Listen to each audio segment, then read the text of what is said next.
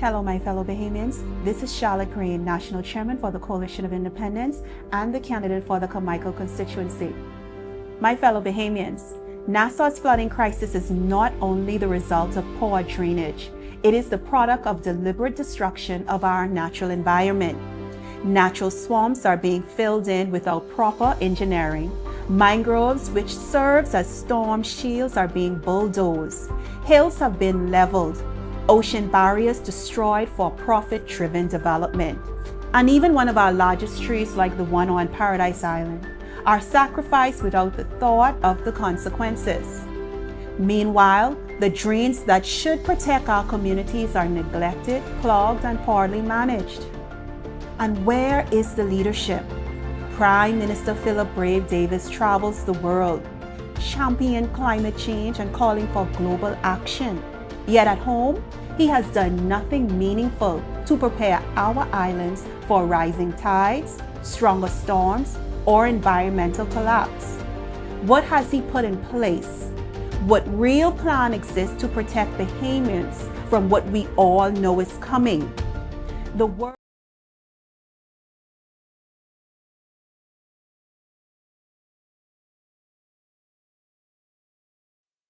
Good evening, good evening, good evening. Good evening, everyone. Welcome. I can't hear you. Good evening, everyone, and welcome. Happy Sunday to you all. Our live is being aired from Dignity Gardens in the Golden Isles constituency. Yes. We are here with our candidate, Mr. Brian Roll. And we are definitely rolling with Roll in this coming election. So, ladies and gentlemen, this week has been an amazing week. Do we remember what Friday, October the 31st was about? I just want to say before we get started, once again, thank you to all of our members and our supporters who came out and supported Mr. Brian Roll and the Coalition of Independents Party at large on nomination day. We are still hearing about this. Y'all did an awesome job supporting.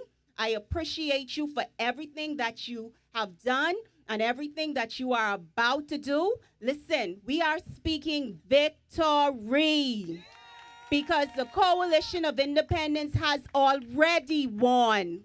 And what we are doing right now, we are just going through the process, ladies and gentlemen. So my job tonight, now I am going to talk about our agenda leading up to by-election. So I want you to keep these dates with you. Now keep in mind that things tend to change. You know, Coalition of Independents is an everyday revolving door. Our organization continues to grow as we continue moving forward. Today, our men were out putting up the signs. They started from early this morning and they just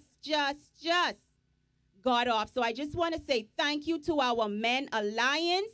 Thank you to our males in the organization. You are doing an outstanding job. Thank you very much. We got to pray. All right. So, ladies and gentlemen. This is a TV show. It's a live show, not an event.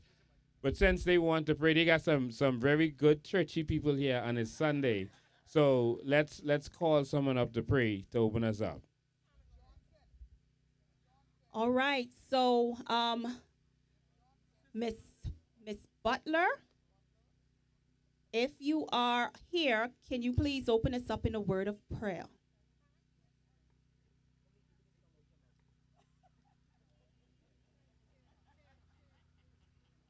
Thank you. Good evening. Good evening. Father God, we come in the name of Jesus. Lord, we give you thanks and we give you praise. We honor you, God, tonight because there is victory in the air. There is victory that is in our lives, and it's all because of what you're doing. Father, we thank you tonight that as we sit under this beautiful open heaven, we ask, oh God, that your blessings will flow on each and every one of us. We ask that your agenda be heard tonight, Lord God, and that the hearts of the people will be refreshed. The hearts of the people will know that you are here with us tonight. Even as we go through, Lord God, we ask your strength right now. We call on your strength as we move forward. We thank you for the angels that you've given to surround us like a shield, that they would even go before us, Lord God, and that these words will go all across this neighborhood, Father, in the name of Jesus. Lord, we ask your blessings in such a way, Father God, that when the people hear the voice of the people that are speaking tonight, Lord, they would know that you are here back in this country, Lord. You haven't left us. You are here with us yet still. So we honor you, Lord God. Bless this organization like never yet before, Lord. Let your blessings trickle down in every area. Father God, we push the hands of the enemy away in the name of Jesus. Every hindering spirit, every backbiting spirit, Lord God, we bind them in the name of Jesus, and we command them into the abyss, never to even come radius of us, Lord, in the name of Jesus. We ask a special blessing, oh God, upon our panelists here tonight, Father, in the name of Jesus, that as they speak, we would hear the victory going forward in the name of Jesus. Lord, we stand in unity. We stand in oneness of mind. We stand together, Father God, because together we stand and we will not divide. So we thank you for all of this tonight. Keep us safe, oh Lord. Shelter us. We command the clouds in the name of Jesus to hold their water until we are finished right now tonight, Lord. And we bless you for it in Yeshua's name. Amen. Thank you, Miss Butler. All right, ladies and gentlemen, Friday, October 31st, recently we had the nomination day where we had the opportunity to see our fellow colleague and candidate, Mr. Brian Roll, nominated. So once again, I just would like to congratulate you, Mr. Brian Roll, on your candidacy as well as your nomination to run as the candidate for the Golden Isles constituency. Yes, thank you. Thank you. Thank you. Ladies and gentlemen, Wednesday, November 5th is the prayer and consecration service, 7 p.m. at our national headquarters. The officials are asking that persons who want to attend to come in white. Even if you wear a white top, come in white. So that's Wednesday, November 5th, prayer and consecration service, 7 p.m. at the Coalition of Independence headquarters. Also, Sunday, November 16th, we will be in Life Changers Ministries International. That church is located in Golden Isles. The pastor for that church is Mr. Valentino Williams. So if you would like to fellowship with us, Sunday, November 16th, we will be in service at Life Changers Ministry International. That's Golden Isles, I think Bacardi Road. Yes. Also, Sunday, November 15th is our motorcade and grill out. That is going to take place at 12 p.m. We will update everyone with the logistics before that time. We will let you know where we will be departing and where we will be ending. So once again, Saturday, November 15th is the motorcade and the grill out. Also, Saturday, November 15th, our member, Sharinda Ferguson, she's out here. She lost her mom, and the funeral service for her mom, Miss Jenny Mae Ferguson, is Saturday, November 15th, 10 a.m., South Beach Union Baptist Church. So, Miss Sharinda Ferguson, we extend our deepest condolences to you on the passing of your mom. Saturday, November 26th, Saturday, November 22nd, we are looking forward to our grand rally. And that is going to begin at 6 p.m. until, again, the logistics will be shared with the council group, with council, as well as with all of our members and supporters. And Sunday, November 23rd, we will have a special live by Mr. Lincoln Bean. When I say special, everybody needs to turn on their phones, turn into YouTube, Facebook, chit chat, what is the name? TikTok. Listen, he has some exciting information. Some exciting information that can actually either build or shut down. So, ladies and gentlemen, Sunday, November 23rd is Mr. Lincoln's Being Special Live. Now, I know all the lives seem special, but this one is extra, extra, extra special. And who can tell me what Monday, November 24th is? Are we ready? Are we ready? Monday, November 24th is the by-election, ladies and gentlemen. Mr. Roll, are you ready? Yes, ma'am. I am ready. Iram Lewis, are you ready? All right, so ladies and gentlemen, that is the conclusion of our November schedule leading up to the day of the by-election. If anything changes, if anything is added, oh, yes, November 17th, and how could I forget? I guess we really ain't checking for that one.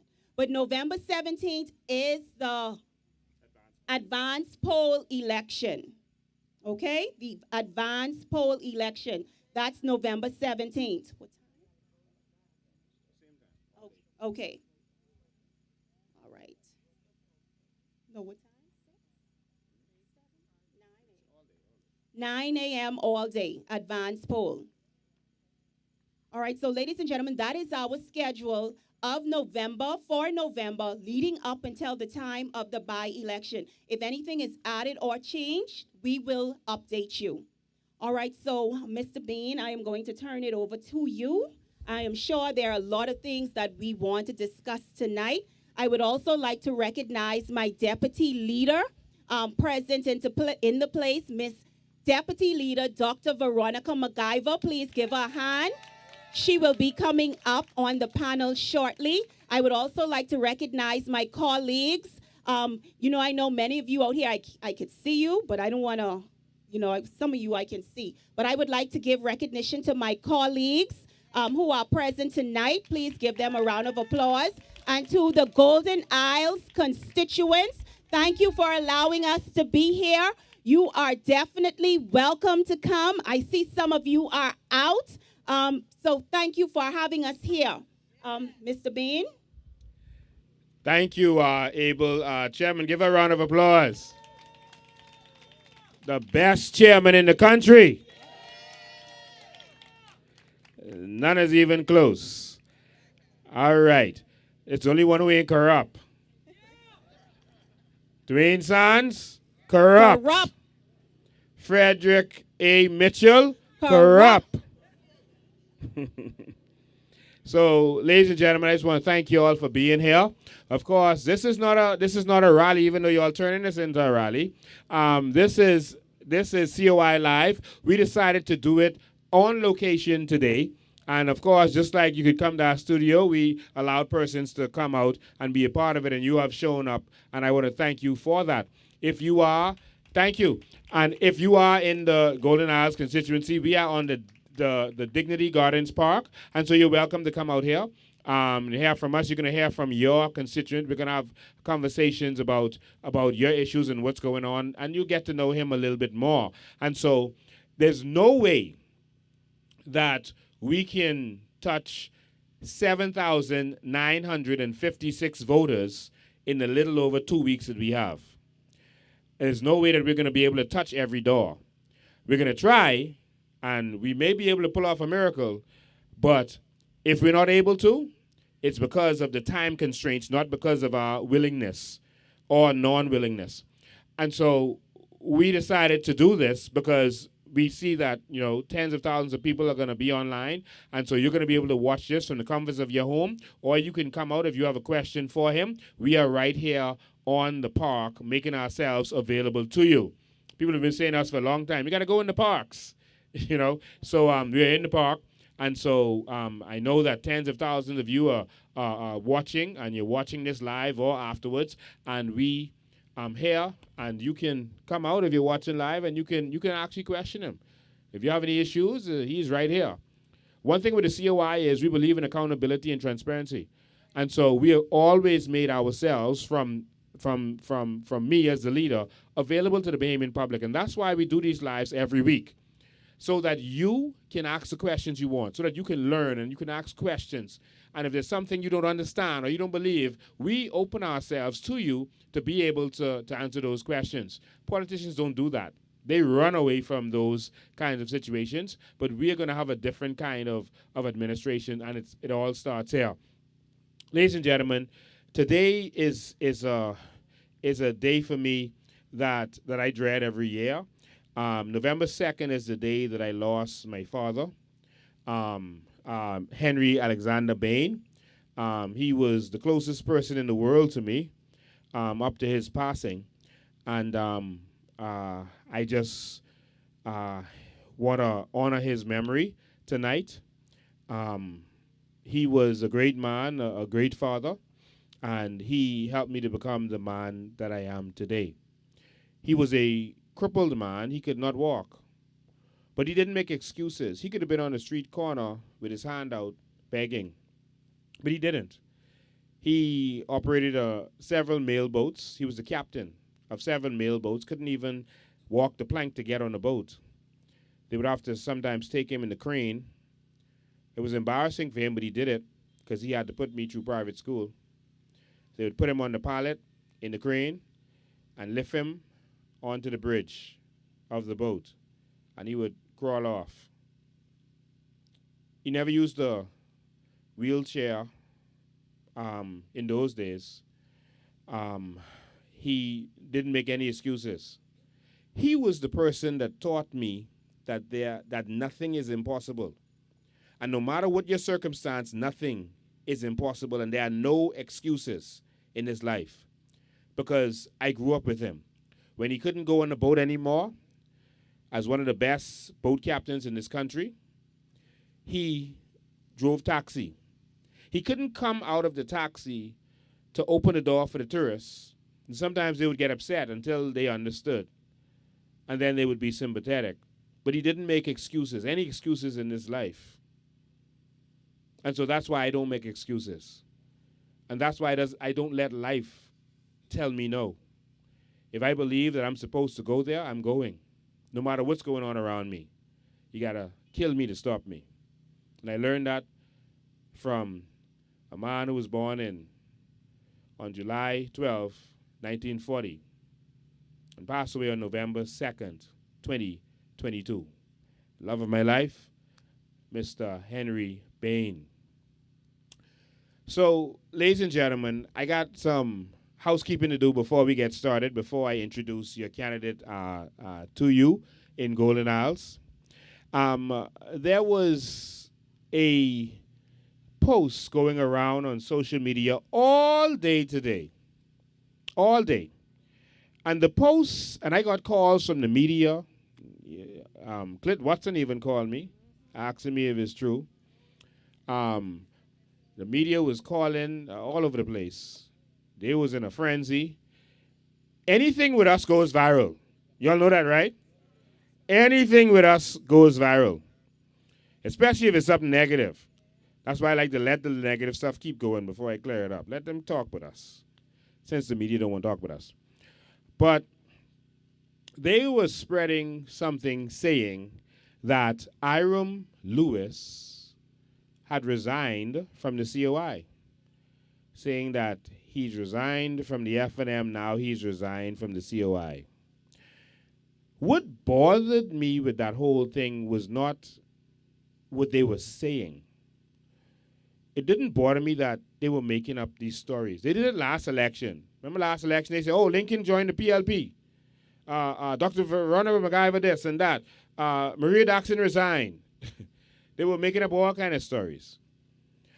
But what bothers me is that we are fighting for the new Bahamas and for an intelligent new type of Bahamian who looks for information and evidence, and that they can't just swing with their words. And so the paid trolls are getting paid money to spew confusion. What bothers me is the intellectual people who would look at this thing from some page that no one ever heard about on Facebook and then share it as if it's news. Like literally anyone could just start a page and call it, okay, Bahamas Times News, and then just post anything there, and people share, oh, you see what that say? I wonder if that's true. Listen, Bahamas. They have swung, swindled, bamboozled, hoodwinked us for too long because we believed everything that they just push out there. If the politicians say it, we just say it's true. This is the information age. If you see anything from a political troll, they are being paid to spew confusion. They are being paid to make sure that you stay poor so that they can stay rich. They are paying the political trolls crumbs to confuse you and to spread lies. So it disappoints me, not the persons who made it up, but the persons who shared it. Like, why would you share that? Now, if that was, even though our media sometimes spews falsehoods, and we're going to talk about that today too, but if it came from ZNS, or it came from Our News, or it came from Sabas, everything you see on Eyewitness News now is Sabas. When you see them attacking, that's Sabas attacking. All right? We can talk about that later. But if it comes from one of those sources, I could say, okay, I see why people are confused. But any of those social media pages, come on. Don't call me and ask me if that's true. Please, because then I'm going to wonder about you. Seriously. What the page name? Let's look at what the page name, man. No, not Bahamas Times. Everyone will know that's fake. All right. No, not Bahamas News Bay. That's the F&M. That's Pintard, Michael Pintard, and what's his name? Jamal Moore started Bahamas News Bay. But another person called Listello is running that now. All right. Let me give you his full name. Y'all want his full name? Okay. One thing I can say about our members, supporters, and many Bahamians at large, when we started as Bahamian Evolution, and we brought forth information, facts, educating our people. So our people now are driven off of facts. You can't just tell our people anything. Back in the day, they could have feed you anything, and you would run with it because we believe in the news source that was reporting on information. But now that we are in the times of revelation, everything is being revealed, we have the power now to even dig further to enlighten ourselves on the truth. And the truth is, like Clint Watson said, if you are a Bahamian, you are robbed. We are a wealthy nation. And we come in for our teens, Bahamians. We come in for our teens. And they are trying to distract us from having the important conversations by having conversations about nonsense. But we ain't going to let them distract us. We're having conversations today. So Bahamas News Bay is now run by, reportedly run by Listello Watkins. And so it was started by Pintard and Jamal Moss. All right? Just so you know. These pages are set up for political mischief. Don't listen to anything they say. All right? Nothing. Don't spread what they're saying. Don't pay attention to them. I don't mind the free publicity because we got a lot of free publicity today. Everyone is talking about us and talking about Iram. I love that. But for you, I want you to be educated. Because if they could trick you in one way, they could trick you in another way. Remember, these are the same people who told you there's no natural resources? And you believe that. To this day, there's some people who still believe that the Bahamas has no natural resources. They told you there's no such thing as carbon credits. Lincoln Bain is lying. He's selling dreams. It's not the truth. Don't believe him. That's a scam. Now that's all they're talking about. Stop falling for anything you see. Anything that is from a political troll or political website, 99.99% of the time, it is not true. And what they sometimes do is they mix the truth with lies or twist it just for confusion's sake. Don't let them confuse you, okay? So I just wanted to get that there.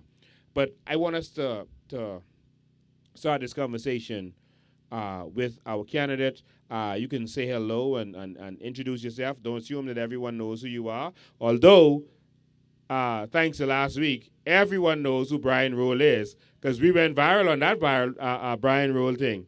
You was Roll, right? Yes, Roll. You sure? Roll, yes, not Brown. And so we rolling with Roll. Rolling with Roll, not Brown. So that one exercise caused the whole Bahamas to know who Brian Roll is. Yes, yes. So now they know. Yes, they do. You see how the political trolls always end up working for us?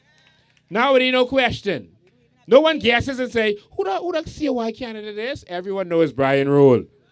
Because they shared it far and wide. Someone said, Lincoln go correct it. I say, not me. They sharing that. Everyone can know who Brian Roll is. Go ahead. Yes, good night, everyone. And thank you so much for coming out. Again, my name is Brian Roll. I am okay. Yes, the name is Brian Roll. I'm a father. I'm a husband. I love to cook. I really love, and I can cook well.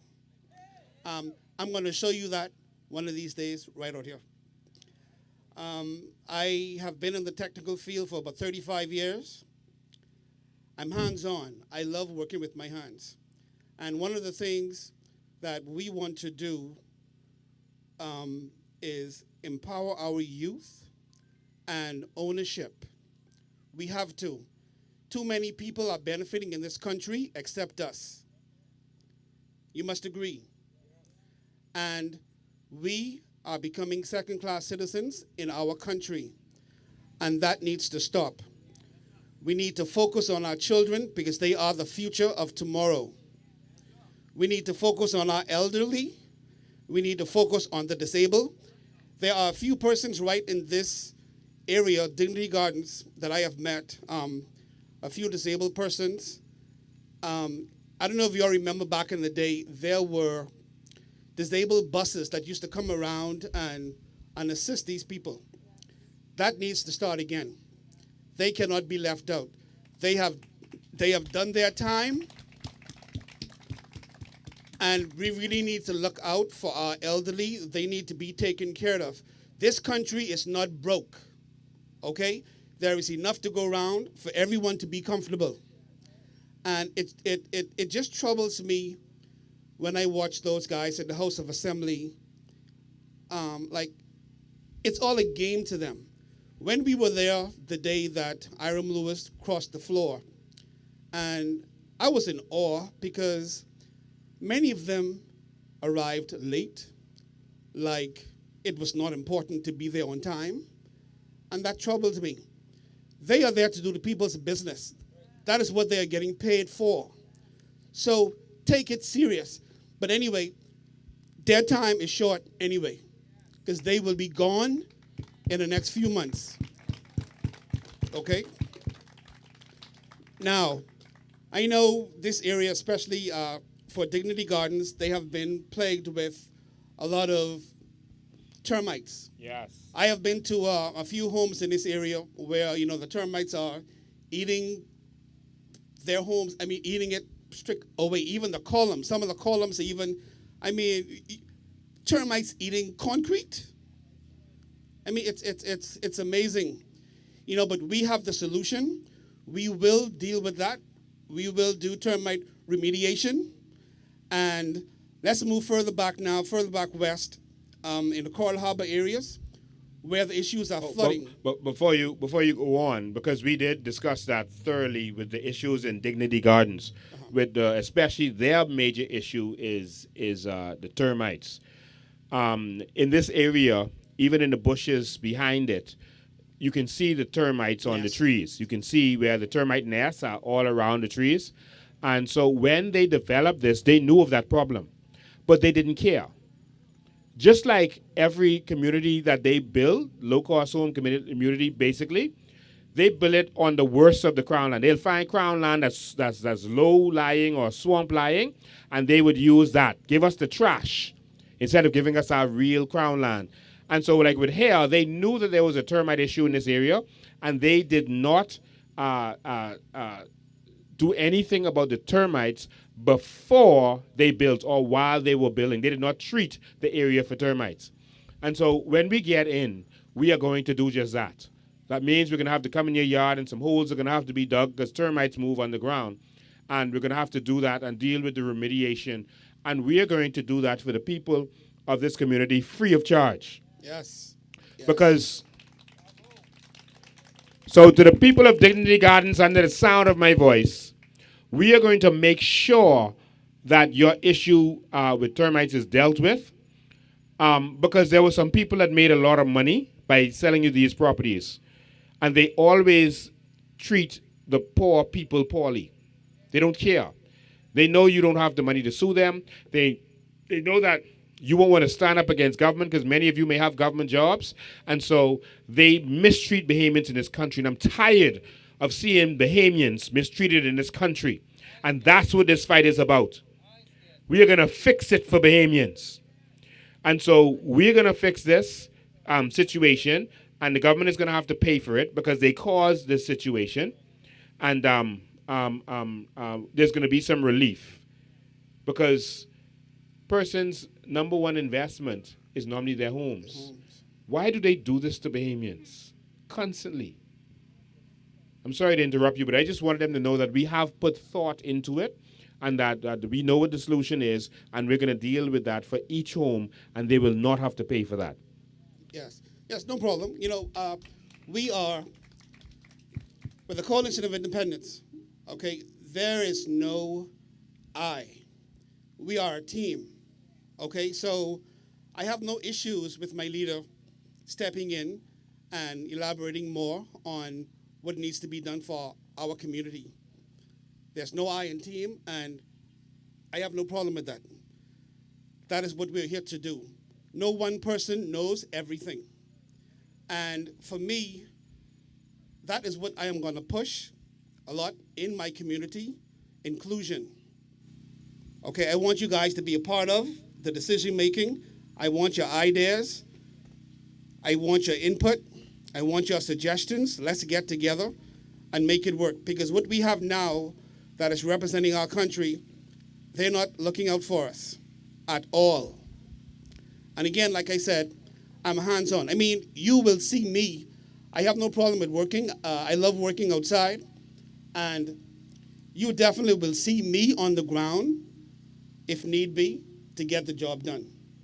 Because I am not afraid, and work isn't going to kill you. That's what we're going to do, and that's what we're here for. We're here to make a great change because we need to introduce you guys to the new Bahamas, and there is a new Bahamas out there waiting for us, waiting for all of us.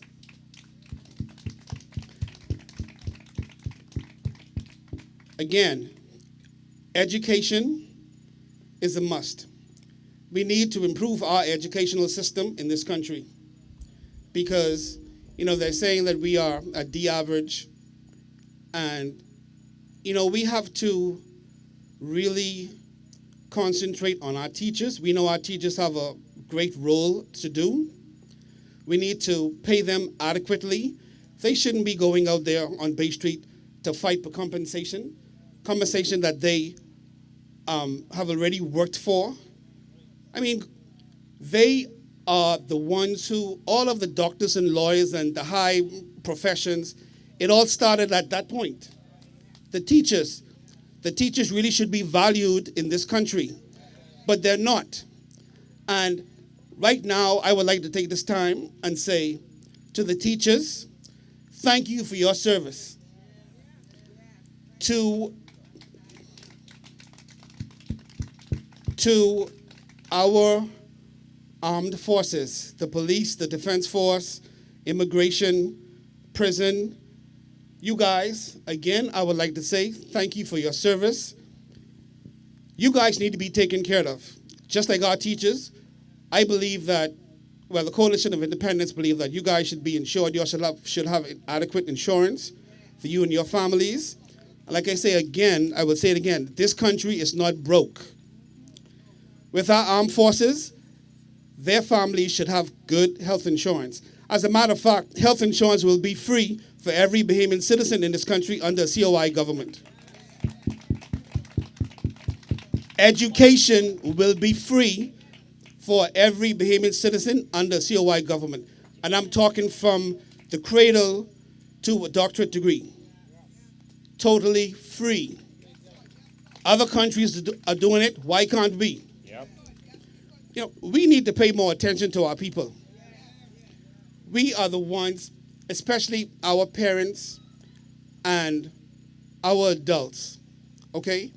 We have a country to fight for because right now, our children, they don't know or they haven't seen.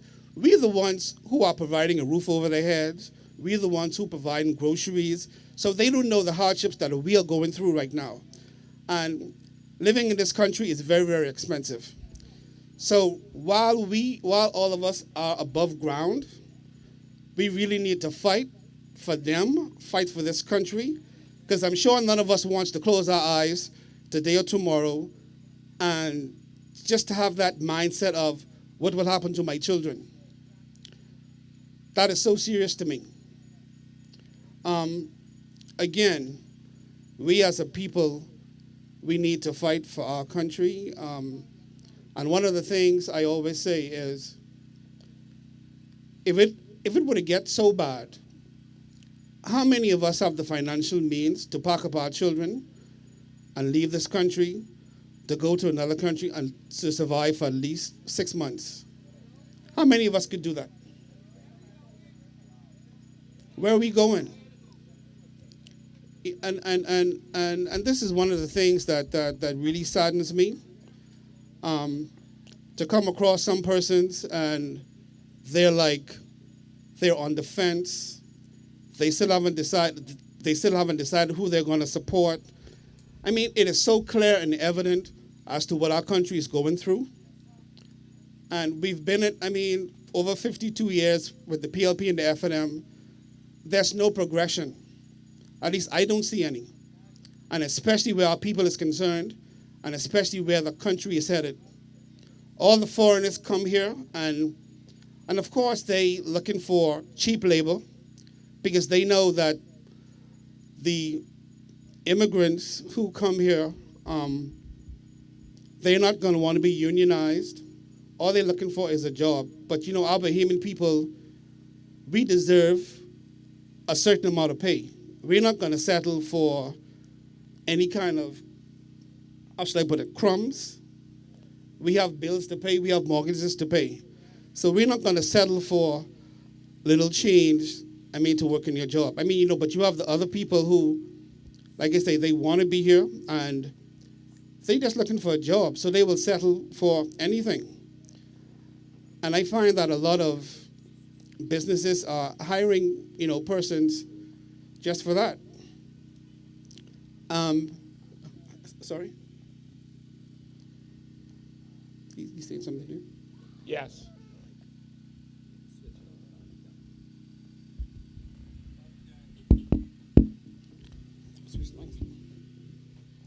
Okay, but I'll just like to let the people Just so you know, we can't see, because the lights are so bright on us, we can't see anything past this tower right here. So Right. we can't see no one over there. Now, like I was saying earlier, further down in the Coral Harbor area, where the problems in that area, the flooding issues that they're having, I have touched bases with an engineer who was actually a part of my constituency, and we have been in discussions on the solutions for the flooding. I would like to interview him. I would like to do a little live something so he can explain how it's going to be done. He's going to explain the solution that he has. And also, I'm sure everyone knows about the coal burning, the smoke, the cutting down of our pine trees. All of that will be addressed. Like I said again, I'm a hands-on kind of guy.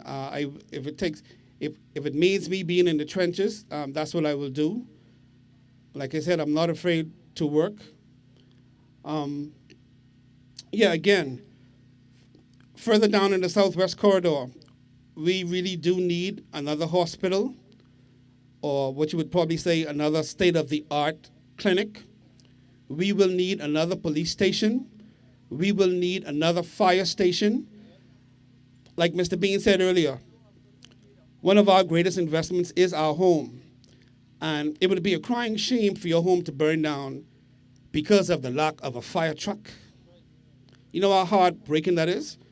And you get no recourse, no help from the government? None at all. I mean, so what are you supposed to do?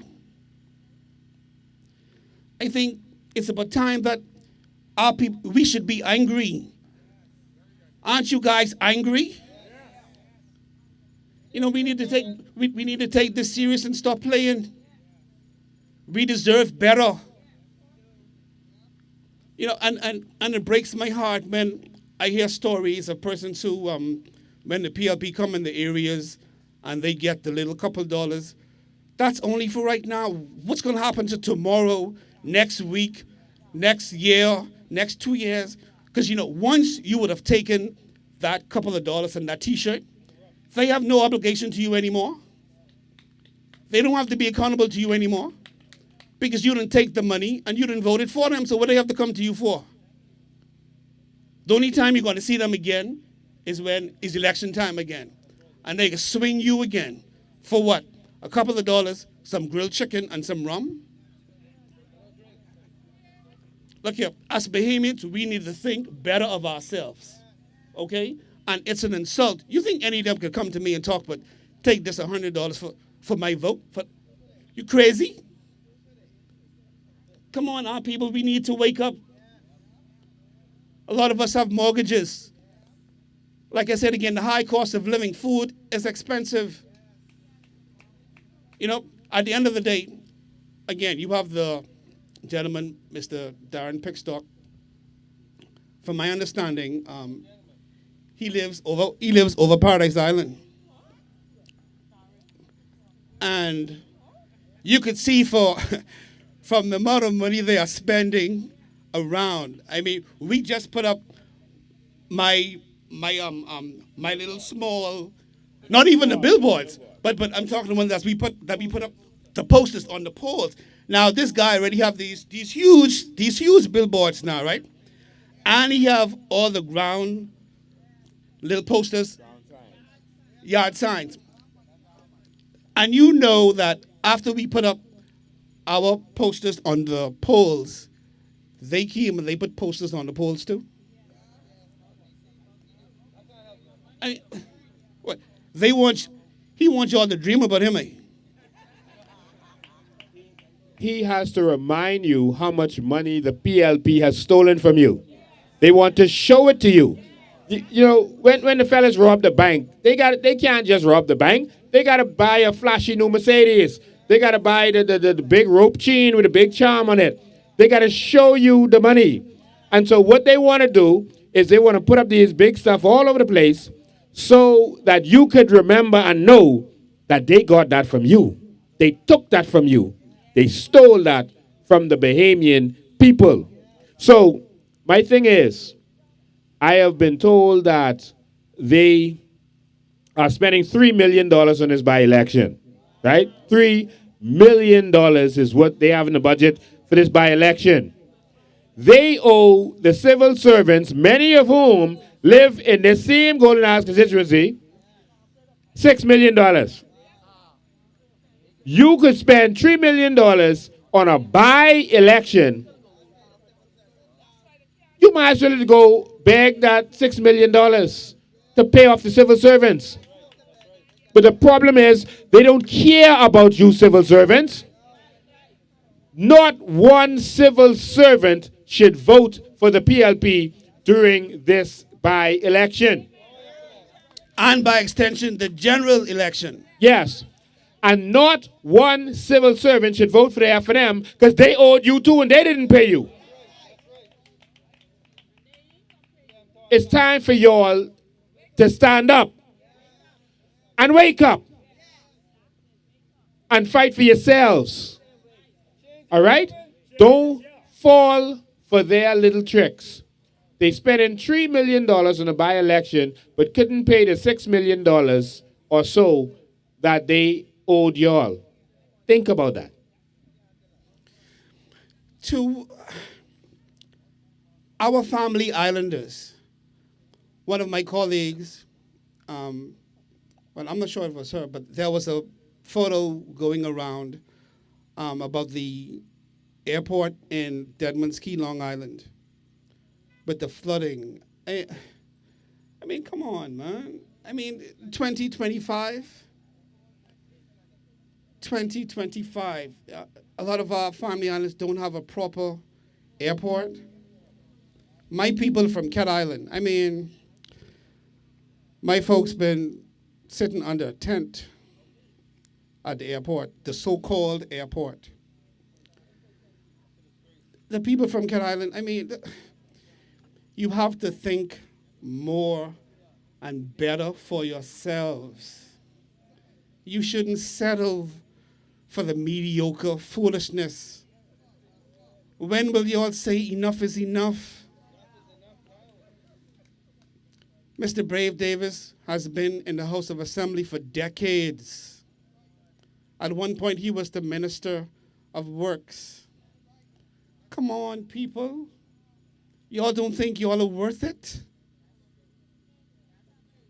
It's sad. For heaven's sake. It's sad.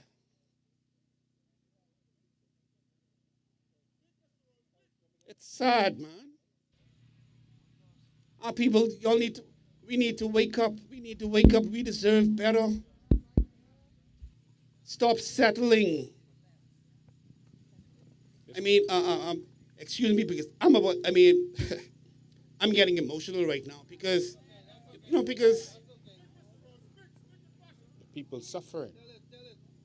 it just makes me sad. It just makes me sad how every 5 years they do the same. They come up with the same playbook over and over and over and over, and we keep following. I mean, we keep falling for it over and over and over. Let me just plug this in right here. I don't know if the people understand this, but they win elections by coming and giving out trinkets, $50, T-shirts, buying your stove, and small things like that. That's how they win elections. The only way that works is to keep you poor and desperate. So what does that mean? They will never empower you as a people. They have to keep you poor and desperate and destitute so that when they come with that little $50, it feel like so much. When they come and buy Grammy a stove, it feels like so much. But I say, take it.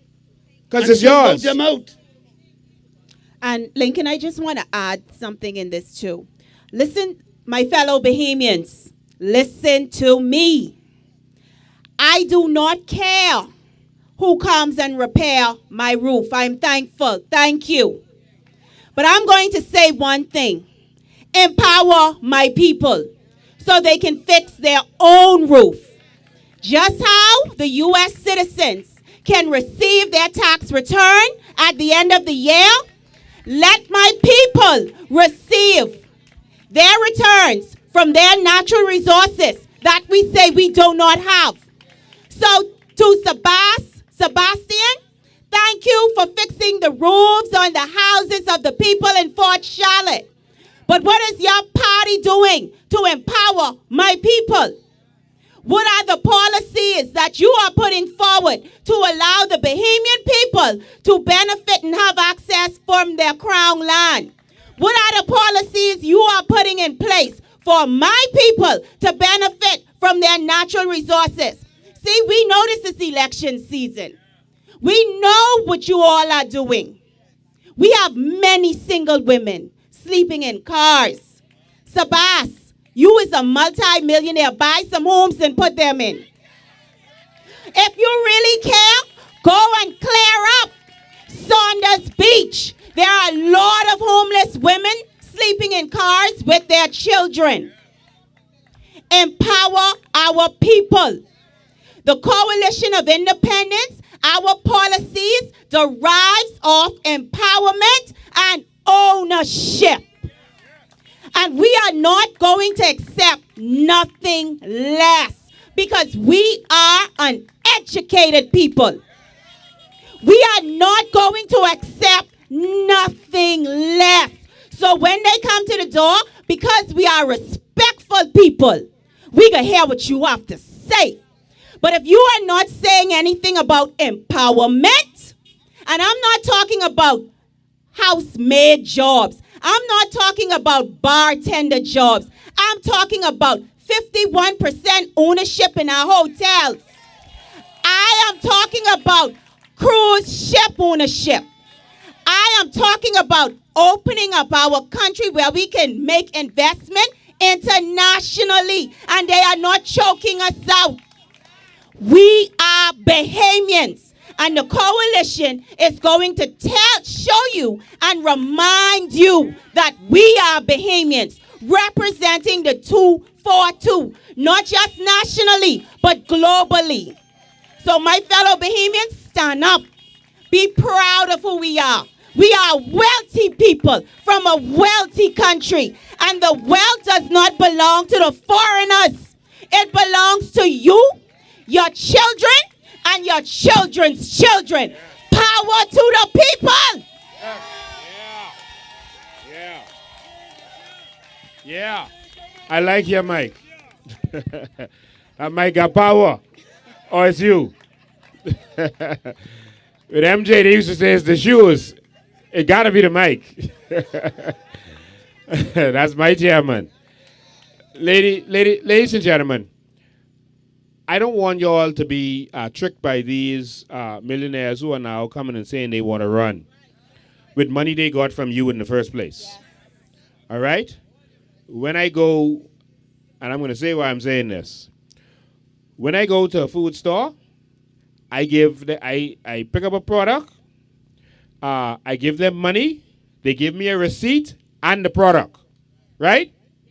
That makes sense, right? Anywhere you go to buy something, you give them money, they give you a receipt and the product, right? Okay. When you go to Sebastian Place, you give them money and they give you a receipt, no product. If you go in Super Value and you give them money and they give you a receipt and you don't get the product, that's robbery, right?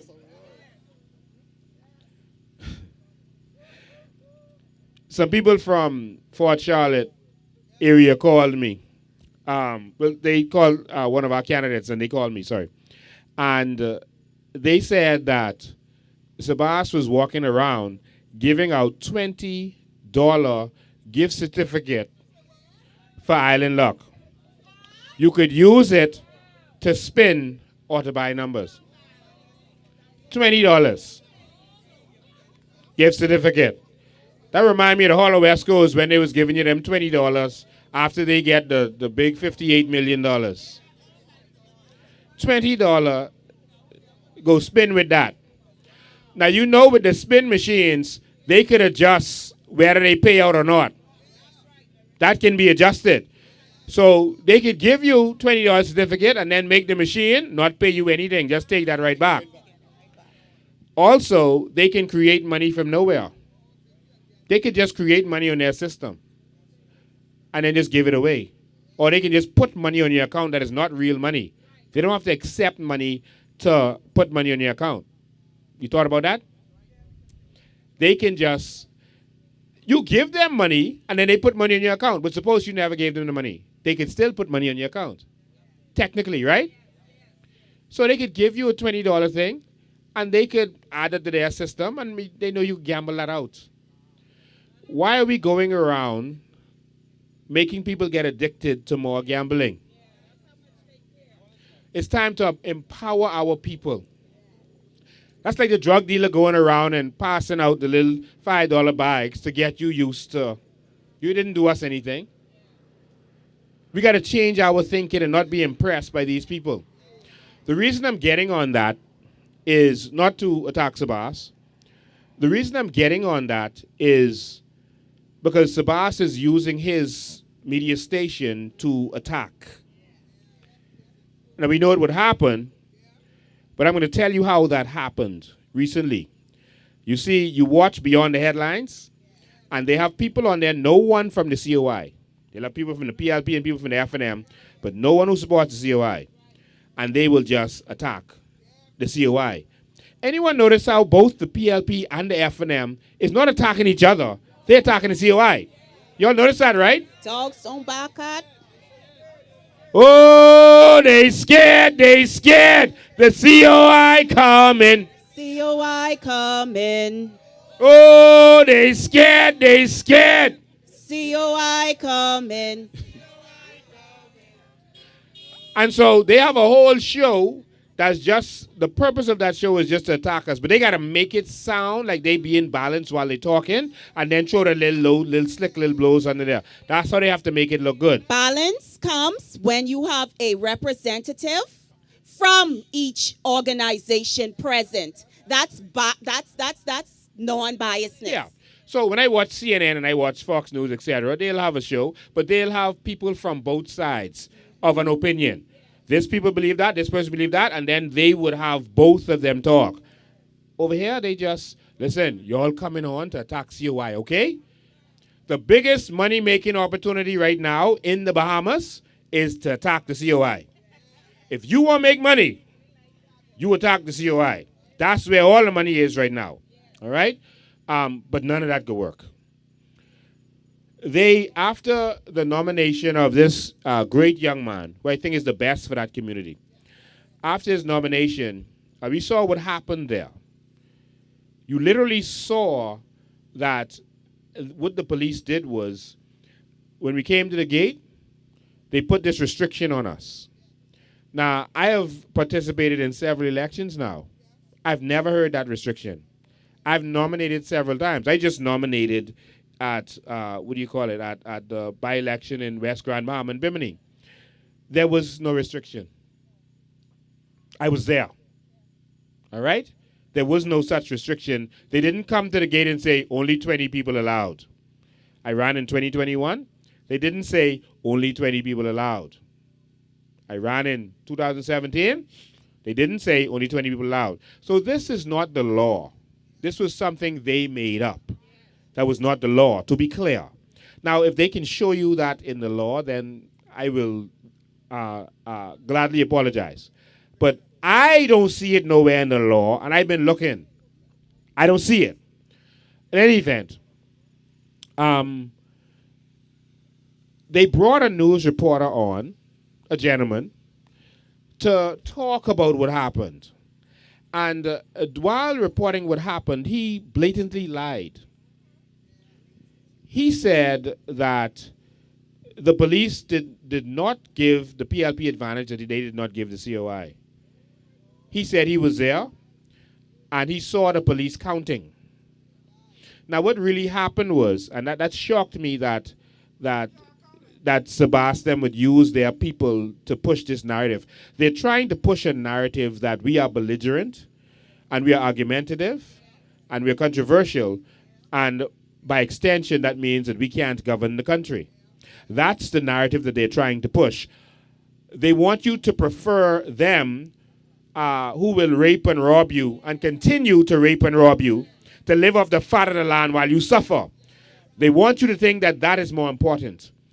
That speaking a certain way is more important because they can speak highfalutely and rob you blind and abuse you and sell out your whole country while wearing a good suit and a good tie and speaking eloquently.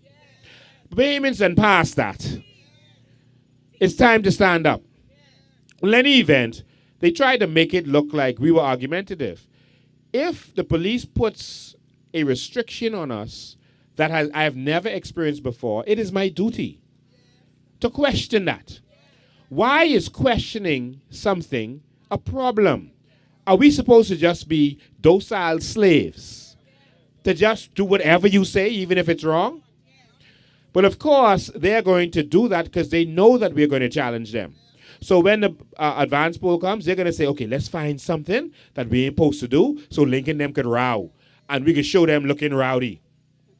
And so Our job was to challenge that on behalf of the Bahamian people that want a good free democracy.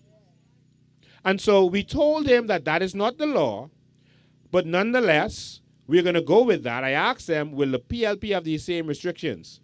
They said, yes, they will only be allowed 20 people. I said, okay, we will go by it.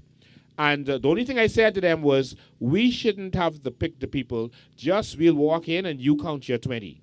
All right? And that's all we said to them. We went in, they started this thing about the placards, et cetera, et cetera. We told them again, that's not the law. We showed them what the PLP was doing. We left it alone and we went in. Didn't pick no trouble with them, but we have to let them know that we know that they are acting outside of the law.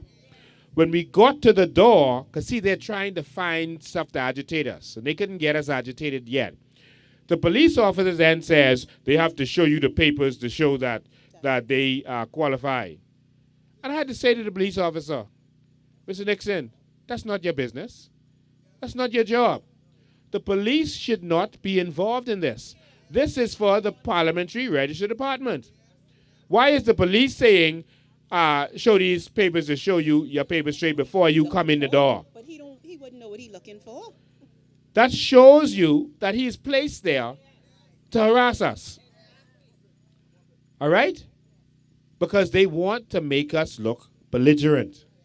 They want us to look belligerent like Pillin and Milo Butler. They want us to look belligerent like Randall Fox. They want us to look belligerent like Martin Luther King. They want us to look belligerent like Jesus in the temple. But we ain't going to let them trick us. And we went in there and it was a very good exchange. But the reporter said that the police counted. Now, everyone who saw the live, and they're hoping that there would be people who don't see the live. Everyone who saw the live, they saw that the police let in a bunch of people and cars before they started counting. And then, when they did start counting, when we reached 20, he said, no, that's 10. All of it is on camera. When we said, no, 20, that's it. He said, no, that's 10, that's 10.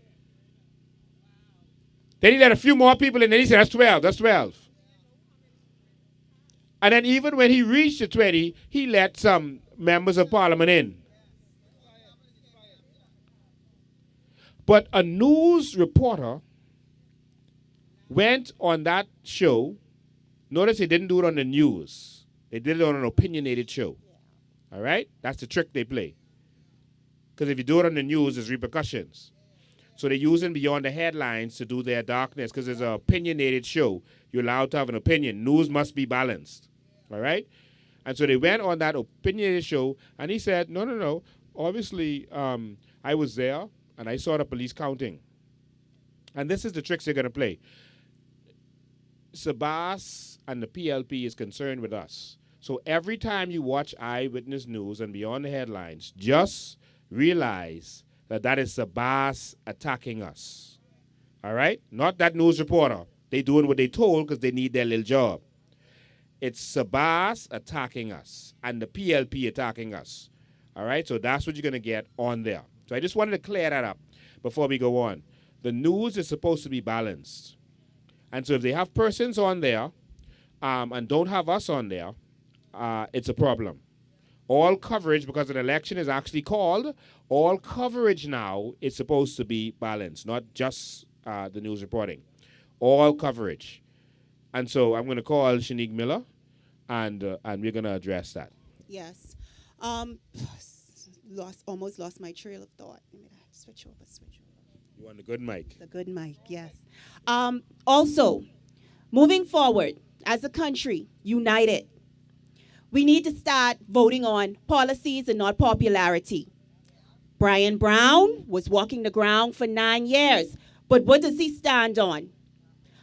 A political party known for lying.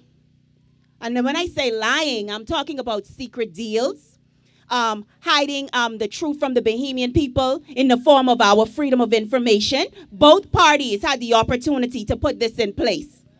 But as new and upcoming candidates for these organizations, I don't care how good your heart is, if you are going to align yourself with a party that does not believe in empowering the people. I do not care how much you claim you are a Christian.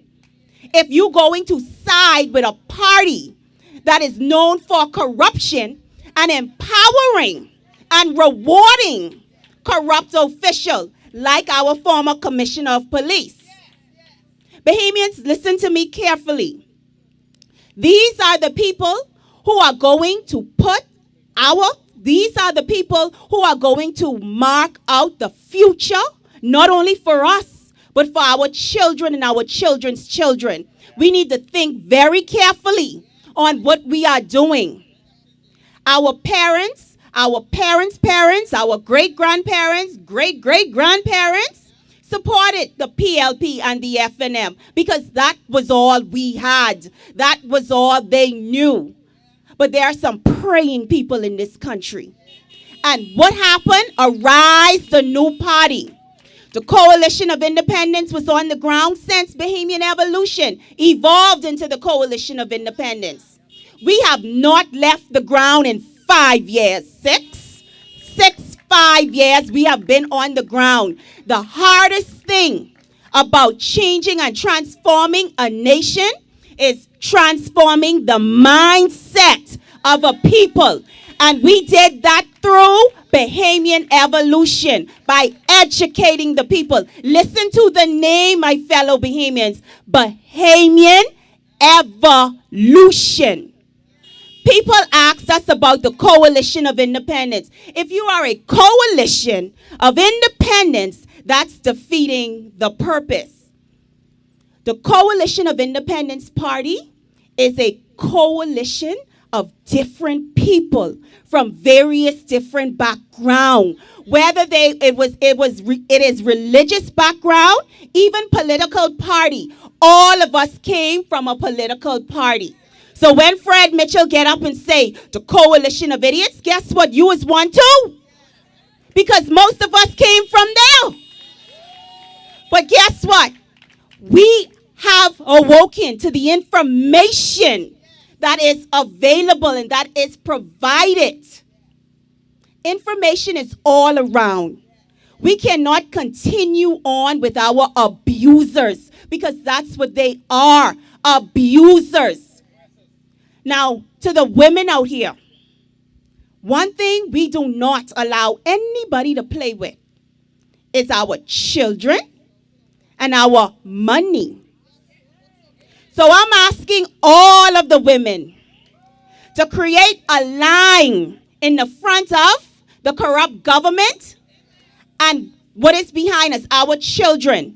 And we are going to rise up in this country and we are going to put our feet on their necks. Because women, there are too many women and children sleeping in cars. Give our women 1 acre of crown land. Empower them. Allow them to build. Because you are giving our land to foreigners, whether it's through the back door or the front door. Give our people their land. Empower our people. My fellow Bahamians and to the constituents of the Golden Isles constituency, if you are ready for change, and when I say change, I'm not talking about a job. I'm talking about ownership, true empowerment, the development of our family islands, real hurricane shelters, real education, real health care. The Bahamas could be the Mecca. See, we always just tell our children, and this is the problem I have. We always just tell our children, dare to dream. But as adults, we hitting each other down like we cannot live the best life in our own country whilst watching the foreigners come here with not even a birth certificate, come in here and living the best life ever. Who do you think is buying up all of the land? Cash. But y'all say coalition is selling dreams. But guess what? The foreigners believe these dreams, so, and they live in it daily now. Coalition of Independence is going to be the governing party of this country. Mr. Brian Roll is going to be the next member of parliament because we are going to put him there. We are going to put him there. And one more thing, and I love this. I love when they say the coalition of idiots. I love when they say that we don't have the experience. And I can say this to Fred Mitchell. He calls me a little girl. But guess what? This little girl turned an activist movement into a political party that is still standing. No one gave us the Coalition of Independence. We built the Coalition of Independence, but yet we are idiots. We did this. We all did this. And guess what? We are united. They can't say that. We are united. And our party is strong. And Iram Lewis is still there. About to be joined by Brian Roll.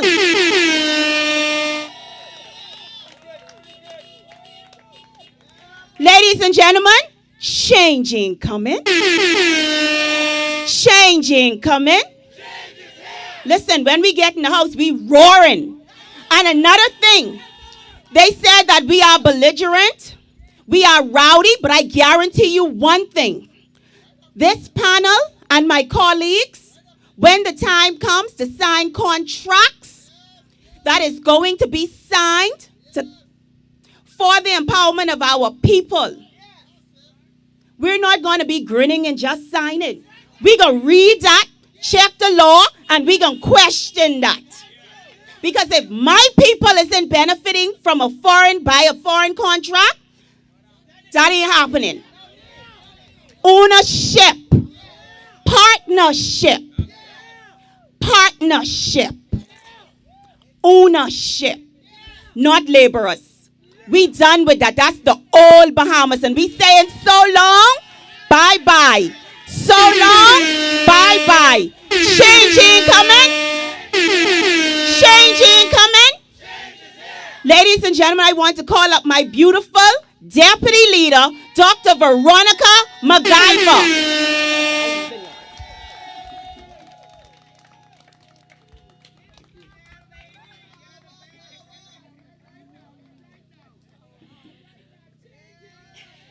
You're actually going to be hearing from a couple of our other candidates, and now they're going to be coming up here in exchange. So you're going to be introduced to some of them also, in addition to Brian Brown.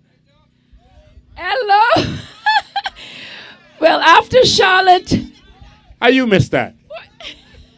In addition to Brian Brown. Oh, I missed that one. Boy, Charlotte is the fire lady. What y'all say? Oh, my Lord, my Lord, my Lord.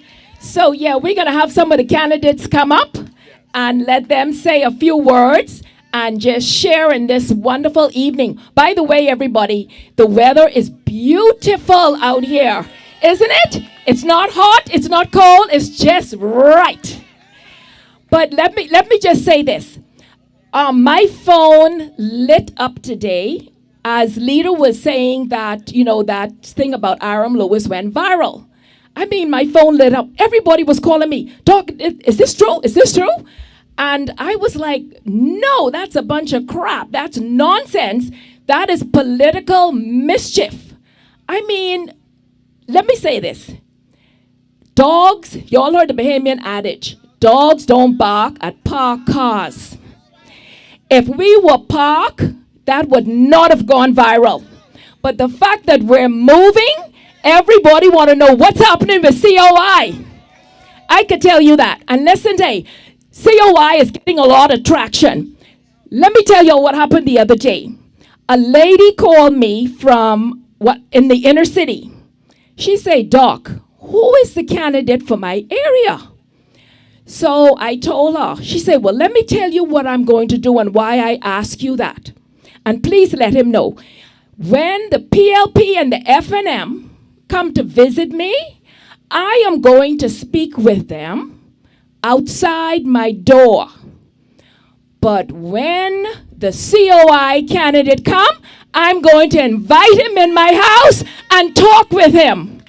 You see the difference? That's the warmth and the traction that we're getting on the ground every day. Sometimes the PLP and FMN might make it seem like they don't know what's happening, but let me tell them, this is a ground game.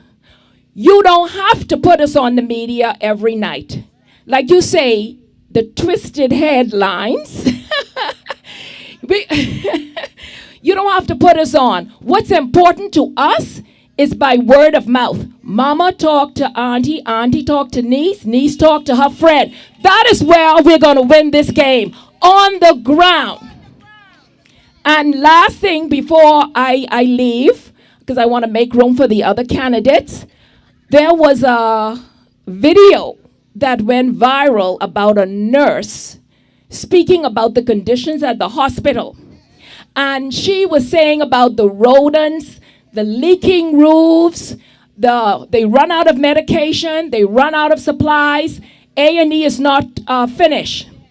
Well, you know, this is my baby, because, you know, I'm going to be the Minister of Health. And so I had to send out an audio supporting this nurse, telling her that I stand with her 100%. And I understand that the government did suspend this nurse for about 10 days. That is ridiculous. If the government think that they are going to silence our people, it's going to make it worse. It's going to deepen the problem that they're having now. It is not going to fly. And I could tell my nurses and doctors and staff at PMH, when I get there, everything is going to change for the better. Wow. So, and last thing, I'm getting like Charlotte. Listen, when Brian Roll said that, you know, he was getting angry, let me tell you all something before I leave.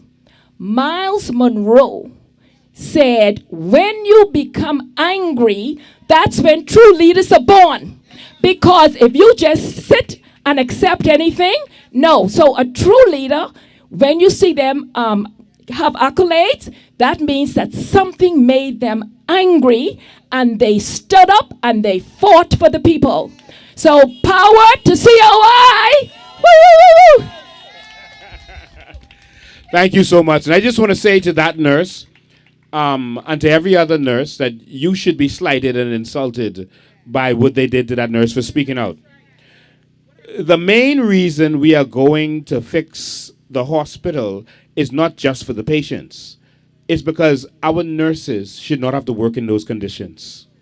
If you walk through A&E, no one should have to go to work in those conditions. So our nurses, we're going to fix this for you. And we're also going to fix this for the Bahamian people who should not have to suffer in that circumstance when they are paying their taxes. You are paying your taxes to get good health care, but they refuse to give it to you. Now, I want all of you nurses and civil servants to know that there is a whistleblower law. Section 47 of the Freedom of Information Act, the only part of that act that was enacted, and it protects you. If you give information on something that is wrong, they cannot suspend you. So to that nurse, I don't know her. I'm going to try to see if we can reach out to her, accept their suspension, and then sue them. If those corrupt men like Shane Gibson could sue the government and get a settlement of $2.5 million, you can sue them. Sue them. All right? You have a right, and the law protects you. Go ahead. Yeah, and to stand with that lady, that nurse said nothing confidential about a patient. I could see if she had, looked in the files and said something. But she only talked about the conditions of the hospital. And everything she said was already public knowledge. Everybody know they have leaking roofs. Everybody know that they run out of medication. As a matter of fact, they even send some of the patients to go out and buy the medication and come back in. Can you imagine what's going on at our hospital? I did some audios and videos on the dialysis department. And one of the things that I showed was when a little mouse jumped on top of the table. So if I talked about it, everybody else, other people spoke about it. What she said was not confidential. Everybody knows about this. Right, and you said victimization, that is right. And they're trying to silence them, but it's not going to work. You all agree? All right, change ain't coming. Change ain't coming. And additionally, I would like to say to our nurses, we love you guys. We want you guys to stay home.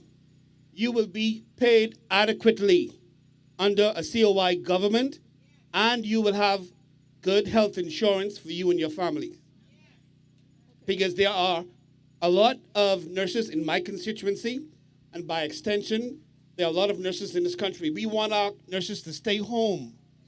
So what I'm saying is, under a COI government, you will be adequately paid. Thank you. Yeah. When you say stay home, you don't mean in your house. You mean in your country. Yeah, so thank you so much, Dr. MacGyver. Continue the good work. She's been walking for years now in Killarney. There's some people, who feel that they should see, us every day, but she's been walking and working hard, and she has a very strong campaign team. So congratulations. Keep up the good work. You are going to bring Killarney home for the Bahamian people. Stand up Fox Hill, Dr. MacGyver. If I might add, I never dreamt that I would have been in this position because politics, I watched it somewhat, and my eyes are wide open. And I have voted PLP and FNM before. I was never a diehard anything.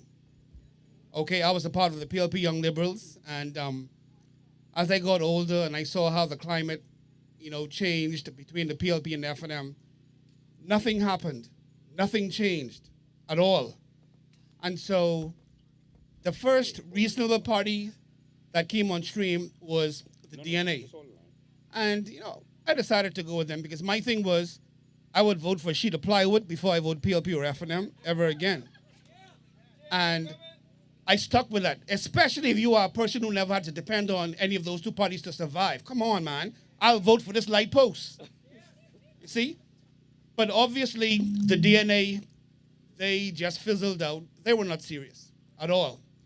And would you believe that in the last election, I didn't even know who the candidate was for the Coalition of Independence. And while I was in that voting booth, I was going to vote DNA. But then I said, you know what? Let me vote COI. And I never saw the candidate. I understand that his last name was King, I believe. Mm-hmm. Right. But what I'm saying is, I never saw him. I didn't need to see him. I did not care. I did not care. Back to my two opponents for the Golden Isles constituency. And this is what I would like to tell the constituents of Golden Isles. At the end of the day, it's all nice and fine for you to have nice streets, adequate lighting, nice parks, and all that stuff, right? But if that representative is not going to go in the House of Assembly and fight for your natural resources, fight for your carbon credits, fight for ownership, what's the point? At the end of the day, having adequate lighting and nicely paved roads and nice parks is not benefiting you here where it all matters. It's not benefiting you here. Nice lights and streets don't put money in your pocket. Exactly. You know what I'm saying? So we need persons in the House of Assembly who's going to fight for you. And if Mr. Brown isn't going to go up against Pintard when Pintard want to increase taxes or come up with new, come on, man. We don't need him. Y'all don't need to vote for him. If Mr. Pickstock is not going to fight against his leader and say, look here, Chief, we need to get rid of that. Look here, Chief, our people need to benefit from our natural resources. Look here, Chief, our people need to benefit from our carbon credits. If he is not willing to do that, y'all don't need to vote for him. Yeah. Y'all need to get serious about this. It's all about empowerment and ownership. Golden Isles, get it right. Change ain't coming. Ladies and gentlemen, I got a special guest on the phone from overseas who wanted to set the record straight. So all the way from Central Grand Bahama, Minister Iram Lewis. Iram Lewis, welcome. Hey, thank you. Good afternoon. Good evening, Bahamas. Good evening to your panel. How's it going? Good evening. It is awesome, man. You were starring today. I noticed that. I know the spin doctors they're real busy. And I think starring is an understatement. I think I was trending more than VJ Edgecombe today. I mean, how does it make you feel that the PLP and FNM is so focused on us, man? It just says that we're making a difference. That they, what they say, they're scared. Wow. So yeah. Let them continue to spin. You know, one thing I noticed that whatever the enemy plans for evil, God turned it around and used it for good. So let them continue to spin it. Let them continue to put the news out there. Like I said, the COI and Ireland is trending more than ever today. So let them keep pushing it, and we'll be the beneficiary of it. Yeah, man. Well, anyway, Iram, so I think that means that you did not resign. Did you get a letter from me? No, I waiting on this letter. I guess Pintard or Brave can send it on your behalf. I guess that's the thing. Hey, it's either them or AI. AI is dangerous, you know. But you know, I was in church down in Pinnis Point, worshiping with Pastor Allison Pintard and Upper Zion, celebrating their 60th anniversary on this third. So I was in the spirit, man, enjoying the service and the preaching and everything. Wow. So I was not going to be distracted by the devil or the devils. So I was in worship, and I'm now driving to Freeport, and all is well. Well, just stay tuned, because next they're going to say, oh, Dr. Veronica McIver has resigned, or McIver has joined the PLP, or Charlotte Green has joined the FNM. Oh, Maria Daxon sell out. She gone to the PLP. You can hear all kinds of stories. Or I may have resurrected the UBP. You never know. Yeah, you sure you and Minister ain't going to bring back the UBP? No, sir. Hey, I said I just keep on the church. This is a Holy Sunday. I'm an ordained minister. I will not lie. Hey, Iram. Yes. Are you ready to table some bills? Absolutely. It happens all the time. And once I have the backup, so we need a backup in Parliament. Once they table it, top a second. Yes, definitely. Before you finish, I can start up and say, second it, I second it. Amen. All right. Yeah, So we all good. We good. Yes. So on the 24th is the election. On the 25th, we want to table some bills. Yes. I was not going to answer all of the social media stuff, right? But I think I owe it to the people. I owe it to the party, just to say those few short words. But you know, like I said, this is the silly season, and I don't want our people to be gullible and to jump for every little thing that they see. COI have to remain strong. We have to remain united, and obviously we are forced to be reckoned with, and that's why they're doing what they're doing. Yeah.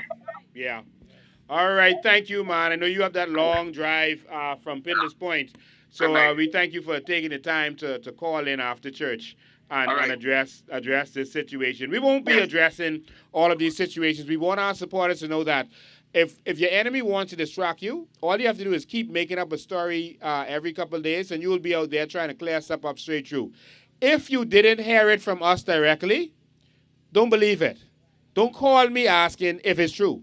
One thing you know about us is we transparent. If it's something to hear, you can hear it from us. So don't waste your time passing stuff around or calling me, ask me if this is true or if that is true. Let's stay focused on the prize. And that is Bahamians first in this country. That is Bahamians benefiting from their natural resources, their carbon credits. And that is Bahamians first. I repeat that. That is Bahamians first.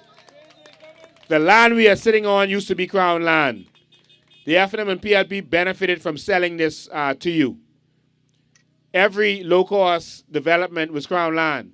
They benefit by selling it to you with a piece of house on it. Ladies and gentlemen, stay focused. Iram, we'll be in touch, all right? All right, wonderful. Have a good rest of the evening. God bless you all. God bless Bahamas. Yes, thank you. And for the people in the Golden Isles constituency, there is 3,000 acres of Crown land in the Golden Isles constituency. 3,000. And if I might add, right, don't fall for the high professions, like the lawyers and the CPAs and all that stuff. If you don't have that special ingredient of your heart for the people, nothing happening. You don't have to be a person of a high profession or education or whatever. If you don't have a heart for people, you're not making any sense. Once you have a heart for the people, to work for the people, to be there for the people, you can make changes. I just want y'all to remember that. So don't look at the outward appearance of persons. Really watch them, see how they speak, see how they move. A lot of times I hear Leslie Miller talking about track record. What has Leslie Miller done for the people?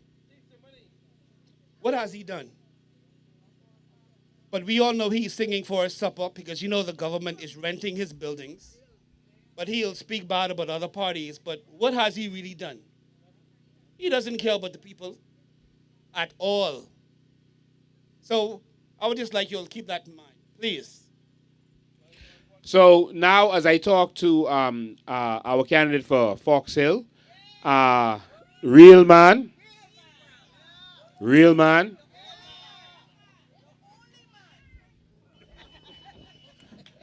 I want to make this clear. What someone does in their house is their business.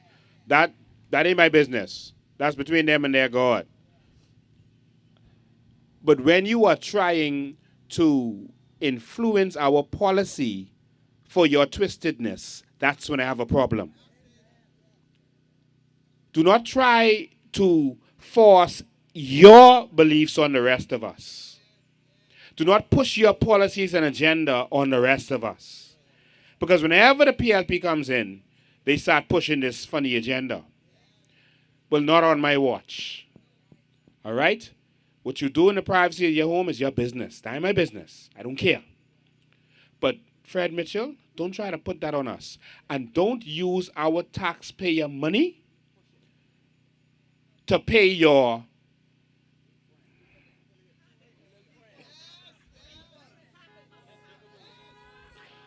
for your habits. Don't do that. Because we're still waiting for an answer. Notice Fred hasn't answered that yet. As to why a 21-year-old man gets almost $60,000 a year contract. More than any of the civil servants that they owe. More than the police officers. More than defense force officers, the nurses. More than any of them. $105,000 a year for housing allowance. You all don't know the story. I won't go into the details again. All right? But we need to know that. And Doc, put some bass in your voice, please. Your agenda ain't my business, but I'm just praying that you don't have the same agenda as Fred Mitchell. I'm just being real. This is my country, man. We ain't letting you all twist this up. This is my country. And we can do this right. We ain't gonna end up like America under Biden, where they had the boys playing in the girls' sports. And all kind of weird things started to happen. Well, anyway, for the rest of us who want our country to work properly, we have a real man. A real man. And so, how is the campaign going in Fox Hill? Good evening, Bahamas, and good evening, everyone at large, the Commonwealth of the Bahamas. This is Bobby Brown, the candidate for Fox Hill constituency. I can tell you, the Fox Hill people are ready for change. And here it is what we want to talk about. Going into 22 days for the by-election. 22 days into the by-election. The day is the 2nd. So it's 22 more days. 15 days. The by-election starts on the 17th. On the 17th. It ends on the 24th. Ends on the 24th. So we're looking at 22 days from today. That's when it ends. That's when it ends. It starts in 15 days. It starts in 15 days. So I'm urging the Bahamian people, when we talk about the new Bahamas, I'm not talking about telling anyone in Fox Hill, who my opponents may be, what you need to do. I am not telling them what they need to do. I am the new Bahamas. I come to deliver, as your candidate and your next member of parliament, what is going to be new in the Fox Hill constituency. I don't need to say what they need to do. We are the new Bahamas. The new Bahamas in our judicial system, the new Bahamas in our health system, and the new Bahamas dealing with everything that we need to deal with in this Bahama land. We're here to change everything. Change income and change is already here. Let me give you an example, Foxillians and to the Bahamians at large. This Bahamas imports $1.5 billion import food bill. In the new Bahamas, we want to wipe that clean. We want Bahamians now to deal with our free economy, which is the orange economy, the blue economy, and we want to deal with these main economies that deal with our natural resources. So I'm saying to you now, agriculture is going to be one of the significant thing that we're going to deal with, because I heard Mr. Brian Roll for the Golden Isles constituency just mentioned earlier of all that land in the Golden Isles constituency. I can say to you, my brother, Fox Hill also have a lot of land. We got 6,000 plus people in Fox Hill. And that is one of the initiatives that we're going to empower our people as it relates to agriculture. Now, we know that tourism and banking, it's supposed to be our two number one industries. And a lot of people think that when you wear a hat and a cutlass in your hand, it's a dirty job. With agriculture, agriculture brings in a lot of revenue once we are able to get in. And I'm saying this to Mr. President while he is here, that when we get in, when they set this by this election, we are going to ensure that Bahamian people will get into agriculture, and we will not allow any hurricane to come here in our Bahama land and we cannot feed ourselves. We on the lines going to the food stores and there's no food. People are home, and that is something that we want to focus on. I want to also mention this. I heard earlier, Mr. President, that we spoke about the media houses. When you put and count on your fingers how many media houses are owned by who and who they are part of, it kind of put a dampen on us. We have to come out here on social media in order to present ourselves. I'm saying, Mr. President, that in the new Bahamas, we're going to open up the airwaves again, where the freedom of speech for Bahamians don't have to be just on these few media houses. That is what is being said. And you said it earlier. All the media houses are speaking just these two parties, PLP, FNM. I am now the ratified Coalition of Independence for Fox Hill. And I don't think any have called me as yet to have an interview, and has mentioned a third person in there for the Fox Hill constituency. So I want to say to the Bahamian people today, in the new Bahamas, we have to ensure that you have a voice and you can speak without having to deal with any political party. We want to make sure that all Bahamians have a voice and you can speak. And the Fox Hill people, they are ready. They're ready for change. They're ready for a new development in Fox Hill. We are tired in Fox Hill having to deal with just few people being used as it relates to the environment.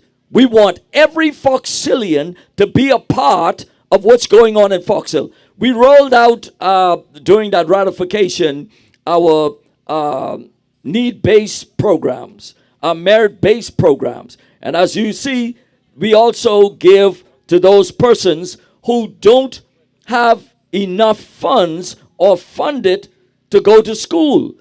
They do great in schoolwork, and so we just give a young man $1,000 to go toward his scholarship fund.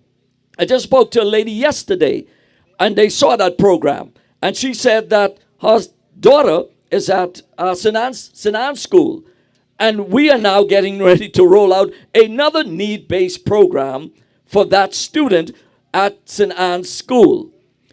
Also, in the history of Fox Hill, well, we know we have the Activity Center, and that was built by this present government. And so the initiative for that land, Mr. President, supposedly to be for a old folks home, and it went to becoming a activity center. I don't have any problems with that. That's fine. But in the new Bahamas, we're going to ensure in Fox Hill, because Sunderland's Rehabilitation Center is crowded. It's hard. People are complaining that to get their parents or get somebody in the home that is, at age and need health care, can't get a bed. It's got to take months, sometimes years, and has to go through programs. We're going to ensure in Fox Hill a old folks home that will be able to meet the needs of those elderly persons who cannot get the need that they want. We know that the Bahamas is we experience hurricanes. We have a weather-based island. And so we got to ensure that when these hurricanes or when these things happen, that these people will be able to get adequate service, adequate nursing, or people who are able to assist them while we have hurricanes and we have weather that is going to last a long time. For an example, we just had this hurricane that passed. So I'm saying to the Fox Hill people, I need your support. I need your support. We're going to be coming in Fox Hill, campaigning, knocking on doors, and we are asking people who ask about how these programs are going to work. We're getting ready to roll out, Mr. President, by the end of November, our headquarters, and you're able to come at our headquarters and give us your input to help build that community. And we're going to make sure, even with young men in that community, that we're looking for a development program to assist young men who does not have any skills. Also men that have the skills, and everybody in the Fox Hill community will be able to have some kind of work or job. We're going to utilize everyone. So everyone in Fox Hill is going to work. We're going to have a need-based program where that we look at persons who didn't finish school, who don't have the education, but they have skills. So some people are good with their hands, and some people are good with the education skills. And so we are looking at those programs to utilize. I want to say to the Fox Hill people, we're going to come knocking on doors, and we're doing a survey where it's that we are going to take the initiative of your children, the persons in your home, those who are not working, and we're going to find ways to create jobs and avenue for persons to work in the community. We have already started that program. We are knocking on doors now, and we'll be adding that, Mr. President, in the Fox Hill community. And we are looking for more things. We're going to roll out some other stuff in the Fox Hill community. And I want to say also that in these need-based programs for those persons, there are also women in the Fox Hill community who have children, single parents who have children but have no support. And so in the Fox Hill community, we're going to create an avenue in those need-based programs to assist single mothers who don't have any support. Some of their fathers, baby daddies, are either incarcerated. Some of them are on child support, don't have any job. We're going to reach out to those fathers and try to get them to work. Give them work. Yeah, we can't tell them everything. But that's what we're looking forward to do in the Fox Hill community. All right. Thank you so much, ladies and gentlemen. That is Mr. Robert Bobby Brown. He is our ratified candidate for Fox Hill. He's a real man, and he is going to win Fox Hill because Fox Hill is tired of the corruption of Fred Mitchell and tired of the corruption of the Free National Movement. And so we want to see change. Thank you so much. Tell him send the next person. Ladies and gentlemen, I want you to notice something, and I let it go for a little while so that you can see. All right? I let it go a little while. Do you know that we are on a park? What missing from this park? We are on a park in Dignity Gardens. No light, no bathroom facilities. As a Bahamian, how do we keep accepting this? This is embarrassing as a Bahamian. I went to beaches and parks a few weeks ago, probably about a month and a half ago now, and I made mention of the lights for this park, and well, because I COI, they're not going to come and deal with the problem. I mean, it could possibly just be a bulb, but that's how they're going to, just treat me. So A bulb. it could possibly be just a bulb. I mean, I would just like for them A to bulb. just come and check it. Ladies and gentlemen, a whole entire park, no lights. Well, if I might even add again, the road west of my corner and east of my corner has been paved beautifully, but they didn't pave my corner. I mean, I hope that they're not that petty. Please, I mean, for heaven's sake, don't be that petty. I'm not the only one that's living through that corner. There are other residents through my corner. Please, let's not be petty, okay? Ladies and gentlemen, I've just been joined by Ms. Daphne Johnson, and she is our ratified candidate for the constituency of Fort Charlotte. And she is the one who is going to defeat Sebastian and send him into retirement. Welcome, Ms. Johnson. Thank you, Mr. Leader. Change ain't coming? Change is here. Change ain't coming? Change is here. Wonderful, wonderful. Ms. Johnson, how's the campaign going in Fort Charlotte? The campaign is going, Mr. Leader. The campaign is going. We're knocking on doors. Boots are on the ground. The people are receiving us. Somebody mentioned tonight that the person didn't want to open the door because they weren't sure it was COI or not. But we had a pastor whom we went to the other day, and he and his wife was on the inside, and they said, Miss, I'm telling you now, if your shirt was red or blue, we weren't opening our doors. All right, so people are well receiving us in Fort Charlotte. All right, they're giving out their vouchers and fixing roofs and paving roads and stuff. That's our monies. Okay, you're not doing anything for us. You're not doing anything for us in Fort Charlotte. So the campaign is going. It's going good. Awesome. And you see that Sabas is giving out $20 gift certificates. Yes, and I'm actually being told that by the constituents. All right, they're telling us that it is, and I'm telling them he's giving you the voucher and taking it from you all at the same time. Okay. Wow. Yeah. So. Wow, that's crazy. You have something coming up in short order. What is it in Fort Charlotte? So on this coming Saturday, November the 8th, Fort Charlotte will be having our cookout and pop-up shop on at the national headquarters. So that's tickets, in Chippenham. Yes, at the So Coalition it's a of fundraising Independence. event. Yes. Awesome. Yes, and we would like to give away 5 tickets, and Now? yes, for those 5 tickets, the winners. I want to do a trivia, if it's okay. Oh yeah. Real quick. You take over. Okay, you're gonna see Miss Karen Farrington at the back. Miss Farrington, can you raise your hand? She's gonna take your name and numbers, and we'll get you be able to get a free plate of food at our cookout. So the first question, I'll make these questions easy. Who is the Coalition of Independent candidate for marathon? Quick.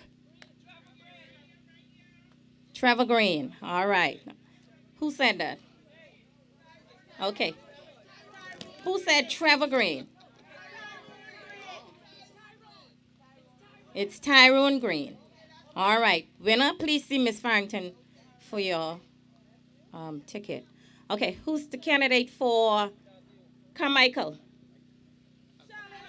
You can't forget who the candidate for Carmichael is, right? That's right. Miss Green. Who said Miss Green? All right. Quick. 10 people say me. I know. Wow. North Eleuthera. Coalition of Independents. Candidate for North Eleuthera. Wonderful. Wonderful. North Eleuthera is not hasty. Who's it? She said North. North Eleuthera. Miss Mitchell? Miss, you shouting you can't get his ticket. You's a boss. All right. Okay. And what does the Coalition of Independents logo means? The splash. What does it symbolize?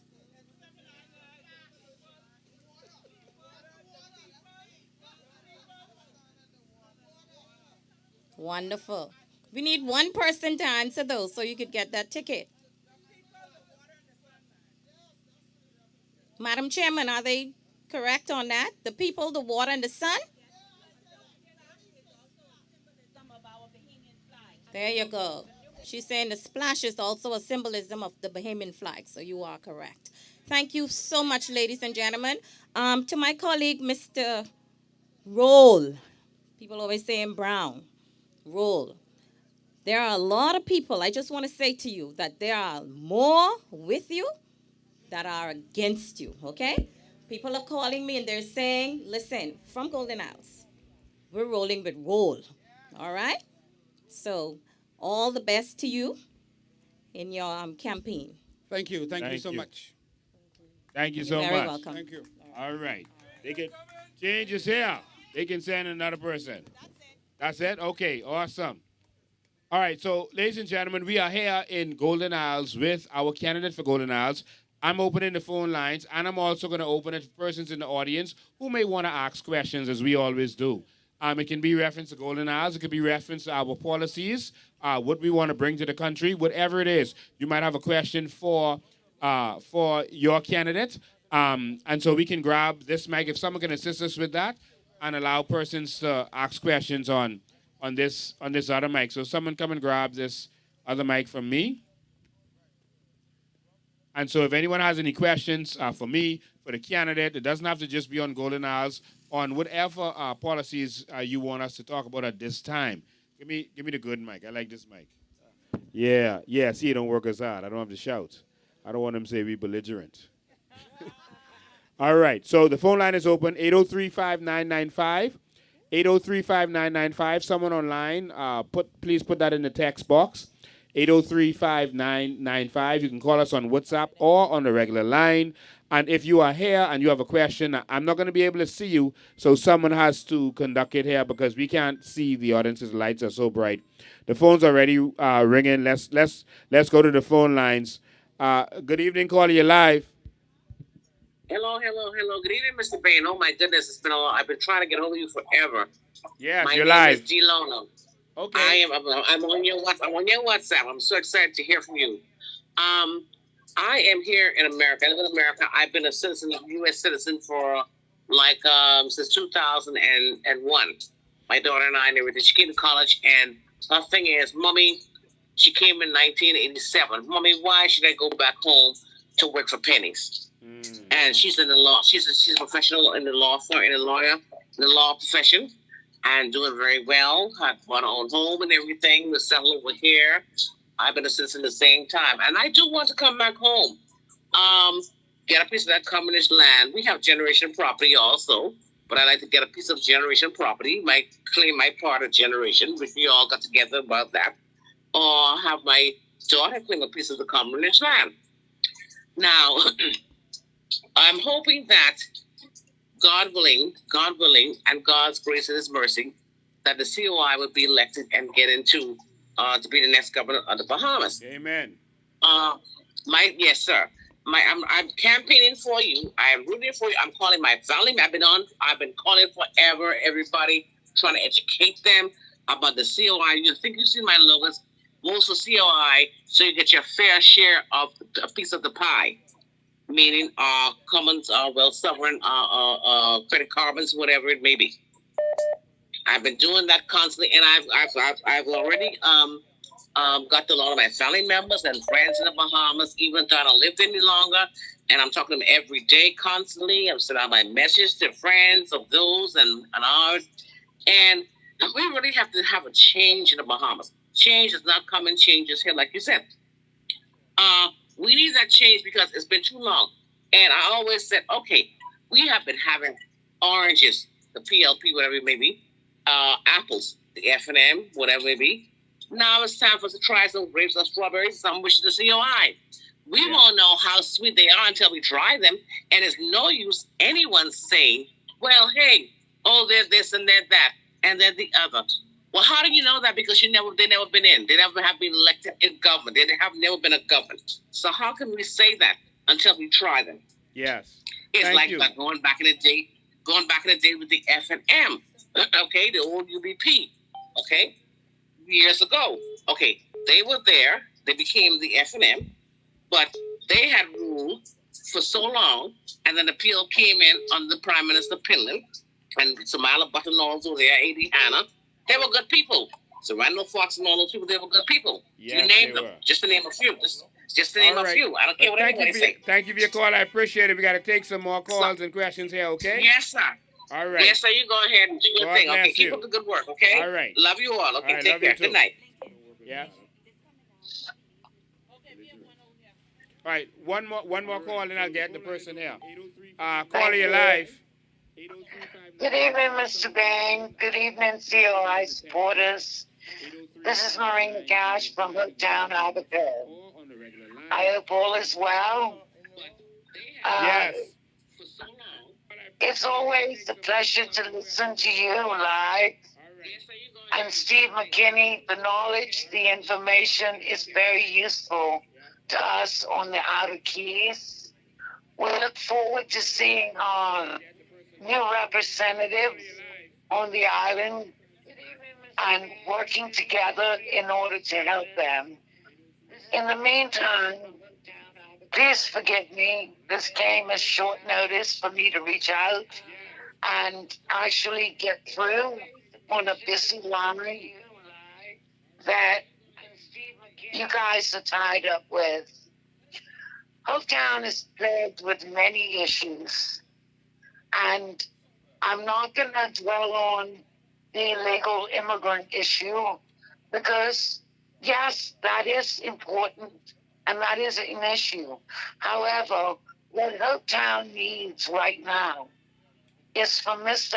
Iram Lewis, as a coalition of independents representative already in the House of Assembly, to please, please, please step out and have our zoning bylaws that we have been trying to get ratified since 2011, tabled in the House of Assembly so we could better control what is happening to our little overdevelopment, lack of infrastructure, uh, needs on this island. We are the leading example of local government, town council, whatever you want to refer it to, in the Bahamas. Please ask him to assist us in this matter moving forward. Once this is done, then everything else can fall into place. All right. So what to do is give me a call tomorrow, and then I can line it up. We can go over the law that you want tabled, and then we can see the best way to deal with it. Okay? Thank you, We got to Mr. run to other Bailey. callers. All right. Thank you. I'll let you go, and I will continue to listen. Thank you. Appreciate it. We got someone here. Good night, Mr. Bean. Yes. Yeah, my question is it's a road traffic question. Let's say somebody go off to school as a doctor or whatever for 8 years, 4 years, 2 years. They have to license their car for every year, even if they didn't drive the car, if they went away or they sick or if the car was in the shop. Every year the car was off the road, you have to pay license for that. Why is that? I mean, Yeah, that's because they find every way to suck money from you. All right, we're gonna end that practice. Okay. All right, that's it's just sickening how they just find every way to get money from us. Okay. That's not the way to build a nation. We're gonna fix that problem. Don't worry about it. And also, you're gonna be able to license your car for more than 1 year moving forward. The inspection will still be done by licensed mechanics, the way they do it in the UK. And so you can inspect your car on a yearly basis, which is the small fee. And so we're going to change the way that whole thing works. All right, your driver's license, you can get it for 10 years like your passport, because I don't understand why you have to get it every year. Okay. All right, or pay for that every year. You're going to be able to do it, pay for how much ever years you want, up to 10 years, just to make sure you're alive during that period, but just like your passport. Okay, thank you, sir. All right. Hold the line, you're next. Another question, go ahead. Okay, good evening. I wanted to ask this question a very long time ago, and so I guess this is my opportunity tonight. The question I want to ask is this, and how will we deal with it, whether we will deal with it the same way or differently. For persons who retired and apply for retirement benefit, they get their benefit, and along with the retirement benefit, they are a widow, meaning that their husband or their wife had died and they were getting survivor's benefit. Would national insurance do in a situation like that? They say that you cannot get both of the benefits, so they would have to take one back and give you the higher paying benefit. I think that is so unfair and unjust, because as for a husband or wife who has passed away, that's an entitlement to that person. That person had already contributed and leave that behind for his or her spouse. And national insurance is now saying to them, oh, you cannot get that, you cannot get double benefit. I would like to know how the coalition would settle that account. With national insurance, they find every reason to not pay you, every reason to short you, and again, that has to stop. It's only going to stop when you get rid of the PLP and F&M, because they take our national insurance money, they spend it, give it to their own companies to make money, and then they force us to pay it back and increase national insurance because they've robbed our nation. And so we're going to fix that. If you paid your national insurance, if there's two benefits, you should get all two. Whatever you qualify for, you should get that benefit. All right? If you are invalid, you should get your invalid benefit for the rest of your life. When you reach retirement age, if there's some kind of pension that you can get, you should get that for the rest of your life. All right? Because you are paying. They don't cut your pay in half or they don't chop that up in any way. You have to pay that. And so we're going to fix that. All right? These wrongs, we're going to right all of these wrongs. All right? So change is here. Let's just take this last call. It's starting to rain. Now, I'm not afraid of the rain, but we just want to make sure our equipment is safe. Yeah. And so I'm going to take this last caller. Caller, you're live. Go ahead. Hey, Lincoln. Yes. Hey, what's up? Those people in Golden Isles, just tell them to don't let the PLP treat them like how he did the Western people, okay? Yes. Hey, yeah, we need some changes down here very bad, man. I'm calling for free board. All right. Okay, then. All right. Thank you. You have a good night. You too. So I said the last one, but someone else is calling. Let me just get this one. Go ahead, caller. Go ahead, caller. Hi, good evening, Mr. Bain. Good evening. I'm right here watching you live, and I think it's important that we probably try to make some distinction between the two Bryans, if possible, to use Mr. Brian Rule, middle initial, rather than saying Brian. It's too late. The ballots are already being printed, so I think that's a very important thing a suggestion to look at, the possibility of doing that, especially for the elders in his constituency, and some persons who can't really identify with both of them. Okay. Yep. All right, so the registration department called Brian Roll and asked him what he wanted to do, and he told them that Brian T. Roll should be on the ballot. Okay? So Brian T. Roll is going to be on the ballot. Awesome. Well, you need to publicize that, make the community aware of that, Mr. Bain, Right. when you guys have these lives. Thank you. Right. Thank you. I appreciate your call. But not only will Brian T. Roll be on the ballot, but also our symbol will be there. And so you identify the symbol. So you'll see the symbol of the splash. You're going to see that, and you're going to see the hand symbol for the PLP and the torch symbol for the F&M. So just vote for the splash. Last caller again. Go ahead, caller, you're live. Identify the symbol, so you'll see the symbol. Go ahead, caller, you're live. See that? Good evening, hello. Yes, go ahead. Good evening, sir. I am just calling to ask a question. I am a resident. Can you hear me? Yeah, don't listen to your TV or whatever you're listening from. Listen to the phone. Good evening. Turn down your TV if you can. I am a resident of the Golden Isles constituency. Oh, boy. Good evening, sir. Oh, boy. I'm calling to ask a question. I didn't get in. Can you hear me? Yeah, don't listen.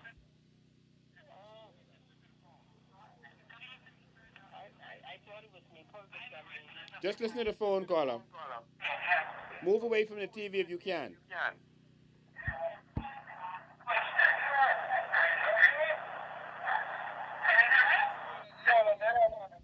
Caller. Go ahead. I am calling. I'm a resident of the Golden Isles constituency. And if I was to vote for you, Mr. Lincoln Bain, for the coalition party, how would it be any different from voting PLP or the FNM. What different can you do for me, community, what I haven't seen the other done already?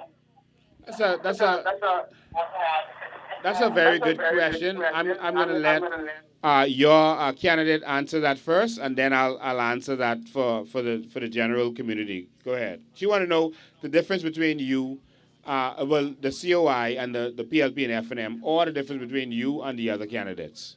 Yes. Yes, ma'am. Yes, ma'am. Yes, thanks for Yeah, your thank you for question. your question. Well, But firstly, firstly, I live in the constituency. So I am experiencing. Yes, I live in the constituency, ma'am, and I am experiencing the same ills that everyone is experiencing in our constituency.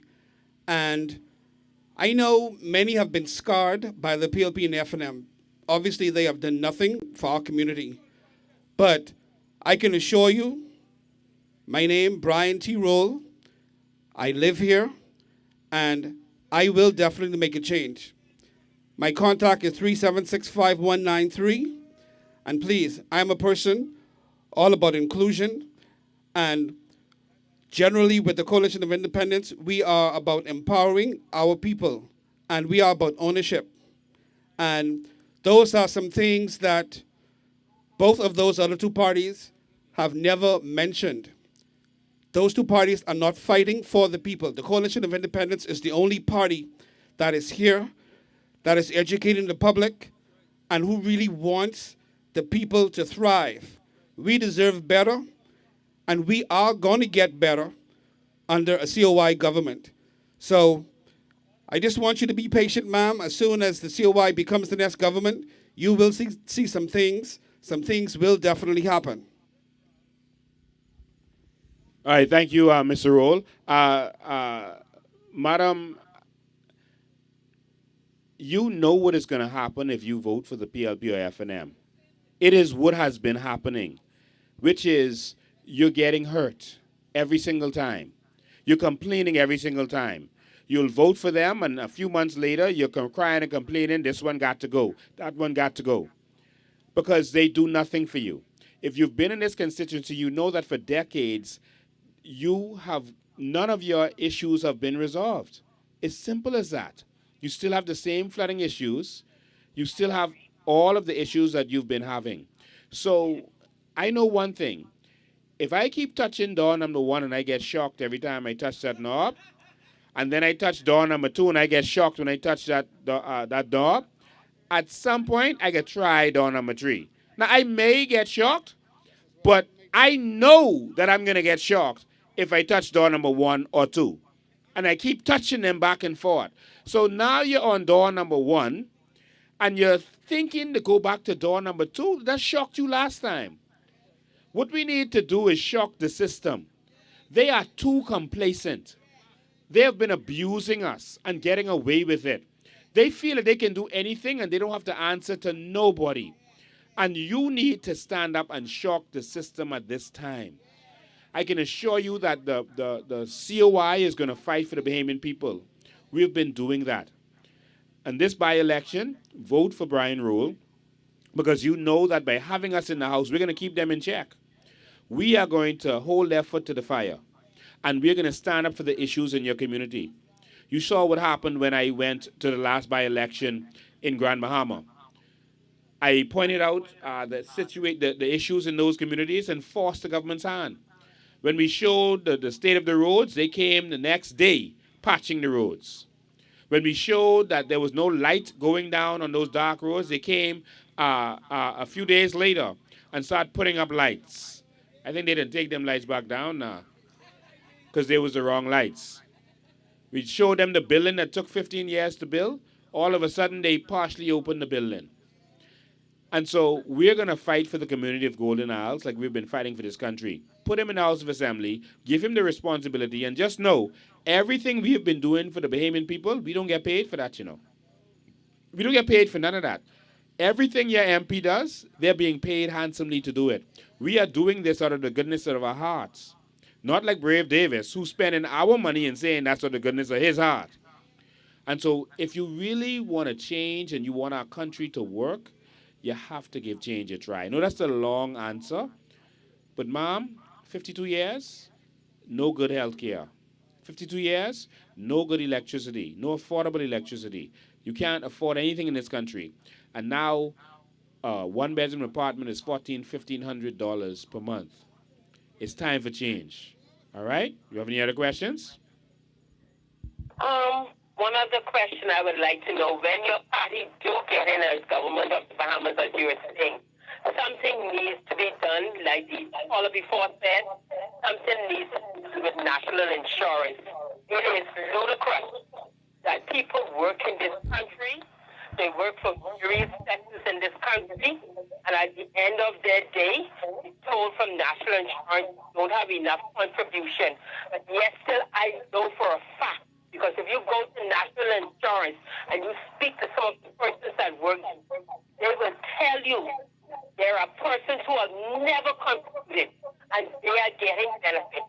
And it is hurtful to know that you have contributed. It may not be much, but then guess what? You contributed. You cannot get anything. But persons who have never contributed, persons at national insurance would tell you that they are getting benefits. Something needs to be done first and foremost with national insurance. We're talking only about the hospital. Something needs to be done drastically. It needs to be shift, a change in national insurance, like they are too complacent. So I want to say this to you, Mom. I agree with you 100%. Our party is the party that exposed all of the scandals and corruption with national insurance. We showed the documents in the papers. We showed that national insurance, in our opinion, is a Ponzi scheme. Because whenever you have an investment where you have to keep getting more and more money from new people in order to pay off the old people, that's a Ponzi scheme. And national insurance is a Ponzi scheme because they suck the money out of national insurance to pay it, to give the money to their companies. For example, Focal. National Insurance gave money to Focal to buy oil to sell to BPL.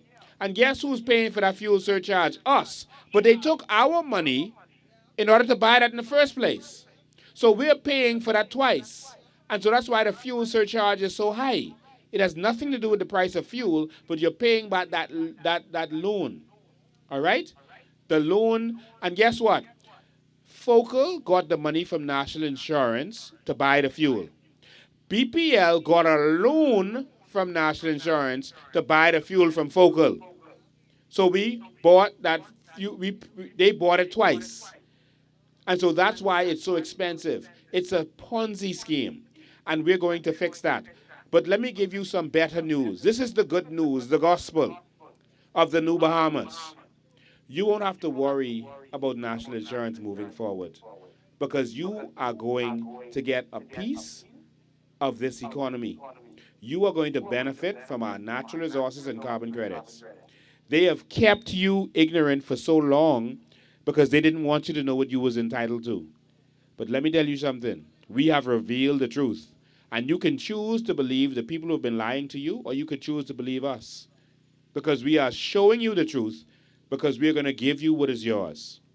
And so this national insurance conversation, this conversation about minimum wage, that ain't for us. You are about to be empowered like royalty. Because we believe that Bahamians are royalty. And we are going to empower every single Bahamian. Just stand by. There are many who don't believe. But once we become the government and they see, all of them are going to believe. All right? So don't hurt your head about national insurance. It's just a few months more to the general election. Start the movement by voting for Brian T. Rule in the next by-election. And then watch what happens. Thank you for your call, ma'am. Thank you, Connie. Have a good evening. Any other questions here? One more. Go ahead. Good night, everyone. This is Miss Karen Farrington, the candidate for South Beach. And I just want to congratulate Mr. Brian T. Rule. We know that you're going to be there when the bell rings on the 24th. That's your seat. I have your name on it already. Thank you. Now, the question, Mr. Bain, Yes. it's two questions. What are we going to do for city market workers? They're still, at least, yeah, city market workers, they're still waiting on their money from the FNM, the PLP, the FNM, the PLP. They're still waiting on their money. A lot of them have passed away. Some of them, they can't even get national insurance or anything. They're in limbo. I did a live where I exposed the documents behind all of this. I saw where there's a lot of political involvement in this. You know the Finlaysons and them. They you know their connections, but not just them. Um, uh, you know the people started to sue their lawyer because their lawyer seemed to be benefiting from a building that was being rented, and they should have gotten checks from it. They tried to sue their lawyer. Crazy Thompson was their lawyer's lawyer because it was his father. And Crazy Thompson was kind of interfering with this instead, and he was in government. Instead of helping the people, he was a part of the process, in my opinion, of blocking the whole process. And he's F&M. You know, buildings were sold, and money went to Wayne Monroe, who was the attorney for that situation. And as we tracked the money, we realized that the monies went to Wayne Monroe. And so I called Wayne Monroe, and I told him that Wayne Monroe, I track these funds, and it's showing that the money went to you. And you have money that is supposed to be distributed to the people of City Market. When Monroe said to me, yes, Lincoln, monies was given to, and when I say him, I mean his law firm, was given to him. But he said he can't disperse it to the people, millions of dollars. He can't disperse it to people because he didn't get the instruction on how much to give to each person. So until he get that instruction, he holding on the money. Wow. Wayne Monroe had better pray that the COI don't get in, because we can start with him. All right? No, that ain't no commission of inquiry. That's something else. But that's all I can say for now. All right? But that's the conversation I had with him. And he said that because he didn't get the instruction on exactly how much to give to each person, no one getting nothing. But your money, some of your money is sitting on an account controlled by Wayne Monroe, who's not a minister of national security. I had this conversation with him, and that hurts me. I'm tired of seeing Bahamians suffering in this country, man. And it's always the politicians behind it. And we love these politicians so much, we go there shaking our pom-poms to them, and they just killing us. This can't happen, man. This can't. Next question. The next question is basically the same thing, but for the CLECO policyholders.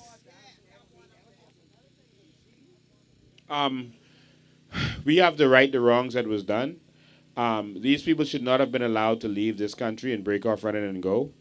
We have the ability to track them down wherever we are. But of course, because of corruption, they let these people get away. And especially if someone was paying you, I'm not saying that happened there, but if someone was paying you under the table, you can't go after them because then they can expose you. And so these kinds of things happen in our country. But to the people of CLECO, hold on. We're just a few months away. I can't talk everything that we're going to do because then they can know how to hide and switch and do certain things. But to the people who've been paying CLECO, some still paying CLECO, just hold on a little bit longer and vote for change. And you will see, all right, a whole task force just to make sure that your wrong is righted. To the people of City Market, vote for change. Now, you may just love your party more than you love yourself. And if that's what you want, then you keep getting what you've been getting. Vote for change and watch what happens. You think Trump came in from week one and started doing a bunch of things. Watch our week one. We could transform this nation. Everyone going to be saying, finally. You are going to see that change immediately. Because we are not making money from your suffering, both the PLP and the FNM is making money from your suffering. They benefit from your suffering. And they want to convince you to vote for them. Oh, vote for Brian Brown because he's been in the constituency. He was there when they raised our VAT to 12%. What did he say? He was there when they stole the building supplies that was donated to the people of Abaco and Grand Bahama. What did he say? Nothing? He was there when monies, hundreds of millions of dollars was donated to the people of Abaco and Grand Bahama and they didn't get it. What did he say? Nothing? Did he say anything about any of the major issues that you're dealing with in Golden Isles? Anything about the termite issues in Dignity Gardens? Anything about the flooding in Coral Lakes? Nothing? Nothing about the what is that? The car in the middle of the road, Jesus. Nothing about nothing. Tell him who? Alexander Thompson say what? The big car in the middle of the road. So tell Brian Brown that. And Pickstock. You ain't scared. All right. That's the residents saying they ain't scared. They tired of this foolishness in this community. Well, to the residents of Golden Isles, I want you to vote for change. Let's start this revolution. We've been trotting on this wine press too long. It's time to rebel. It's time for us to own the wine press. It's time for us to put on our shoes and take over the wine press. It's time for us to own the plantation. We are going to take the plantation. My name is Lincoln Bain. I'm a runaway slave. I did not come back to the plantation to help you to escape. I came here to teach you how to take the plantation. We are going to take this plantation and give it to the Bahamian people. The movement has already begun. We're asking the people of Golden Isles to put party aside for a minute because party ain't been helping you. When Grammy have to go to the hospital, there mightn't be no bed for her. There mightn't be no sheets for her. There ain't no medicine for her. They telling people to bring their own medicine at the hospital. Jesus. They saying bring your own medicine. That's like going to the restaurant. They telling you bring your own food. The hospital is telling you bring your own medicine. And people are voting for that. The PLP and FNM did that to you. I'm going to give you some. Anyone else there because I can't see? Yes. Want to say something? Yes, I have one question I want to ask. Go ahead. I want to ask you, what are you going to do for when a foreigner come in this country and they invest, they come to invest, and the people work for them, and when they leave, they carry all of their money, and they don't even pay national insurance for the people. And they leave nothing for the people. The people, Bahamian people, benefit nothing when they just leave and pick up and go. Mostly our politicians try to suck money for campaigns from the foreigners, and so they can't enforce anything against them. We get our money from the Bahamian people. We benefit from you. We are only going to owe you. And so that's why they can't enforce anything. Moving forward, they're gonna pay their taxes. They're gonna pay their national insurance. They're gonna do that. If you want to be in this country, you will do that. If you want to go do business in America, you can do that. But guess what? You can pay your taxes. No matter who you are, they will lock up their own senators and congressmen. They lock up Trump. It doesn't matter who you are, and that's the kind of government that we're going to have. An accountable government where it's on your merits and no one is above the law. And I say to all of my candidates, if you think you come in here to rape and rob like the PLP and FNM, Lincoln being going to lock you up. You got to worry about that. We doing this right. We are here to empower the people, not ourselves. And by extension, by you empowering the people, you're empowering yourself. All of us getting piece of this pie. And this is why we need island states and city government. Because if we had that, the problems that Golden Isles having, they wouldn't have had. Because they would look out for themselves. All right? And so we go fix some things, Mom. Any other question? Okay, I'm gonna let you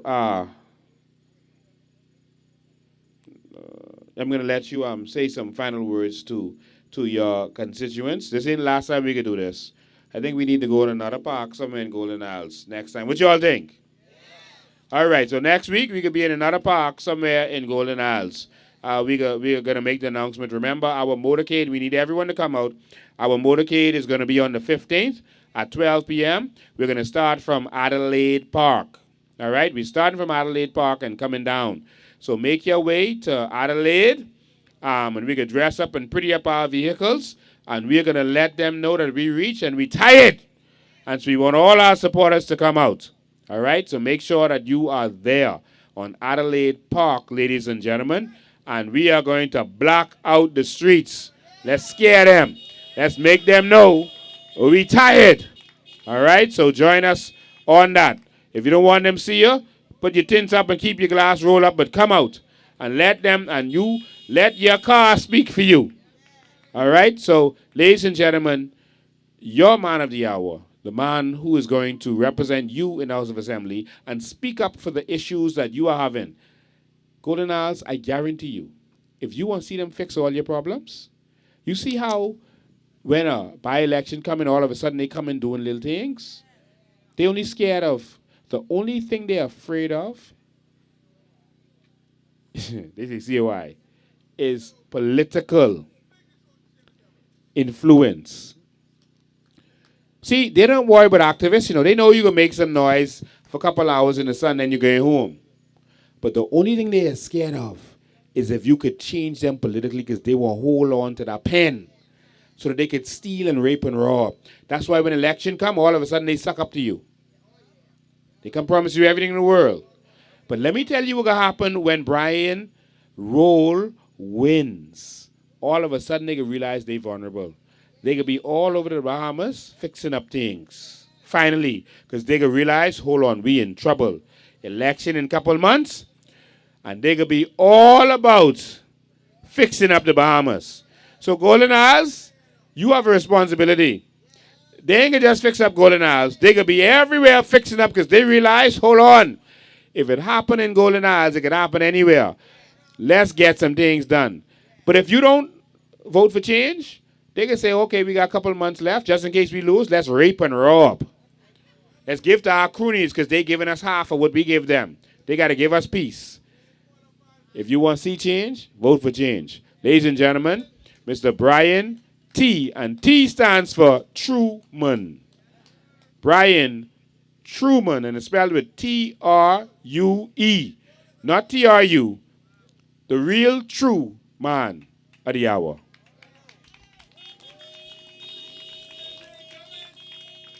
Yes. Hello again, Golden Isles. I just want you to know, now is the time. You have to think about yourselves. You have to think about your future. You have to think about your children's future. This election will be the last time that we would have to make a serious change in our country. You have to be on board. Please, you have to take this serious. Gone are the days when you let these people come and swing you. Please don't let that happen. We have a country to save, and I will assure you that I will get it done. Like I said, I live in this community, and I want to work with you. I want you guys to work with me. I'm all about inclusion. Inclusion is the word that I've been using a lot during my speeches.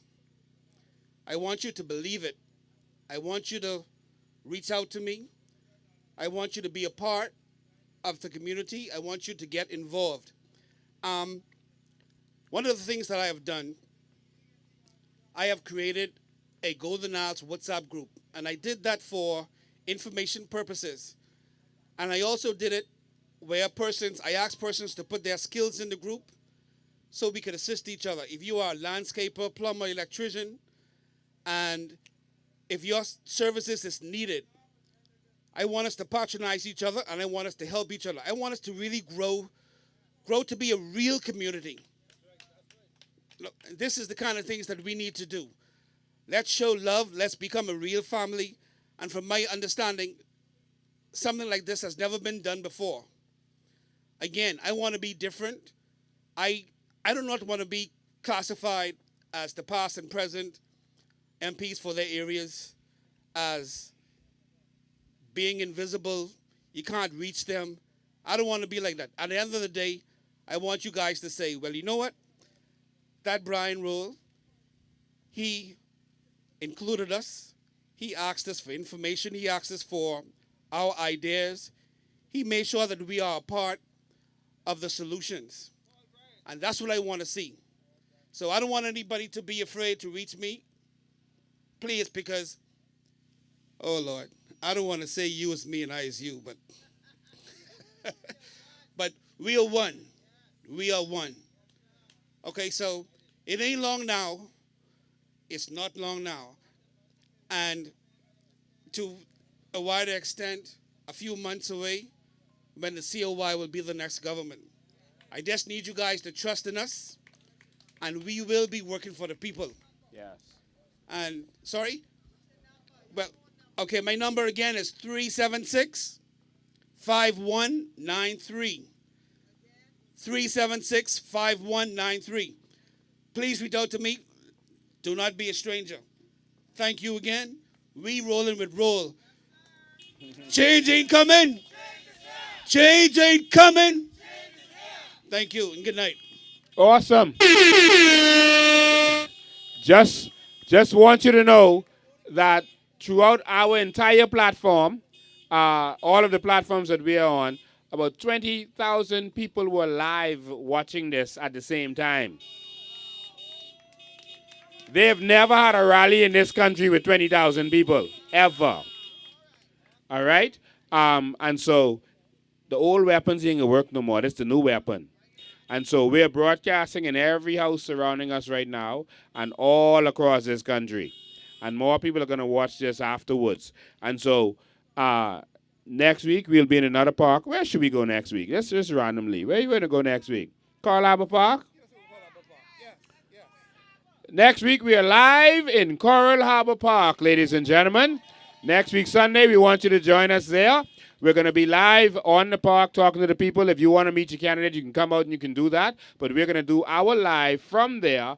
And, of course, we're going to continue to touch the ground. We are on the ground every day at 5 p.m. So every day, if you want to join us, please speak to someone tonight. And you can join our WhatsApp group. But every day at 5 p.m. So tomorrow at 5 p.m., we're going to meet on that same park on by the roundabout. So we'll meet at that park for those watching this and want to know where to meet up with us because you're not in our group, so you won't be able to. So we'll meet at the Coral Harbor Park, just on the outside, not in the park itself, because some people don't even know how to get in there. But we'll meet right on Carmichael Road, right by that roundabout, by Coral Harbor Park. We're going to meet there, and then we'll go to where we are going to be campaigning, all right? So make sure you meet us there.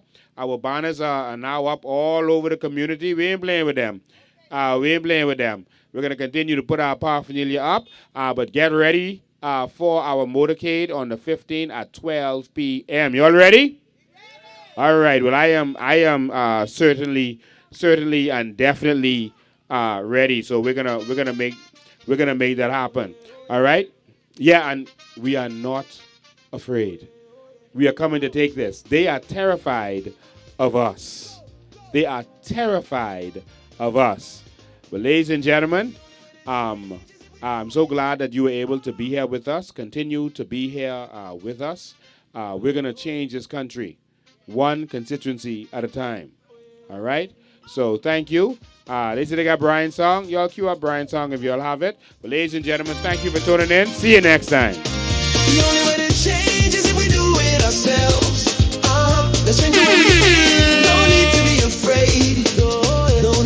procrastinate.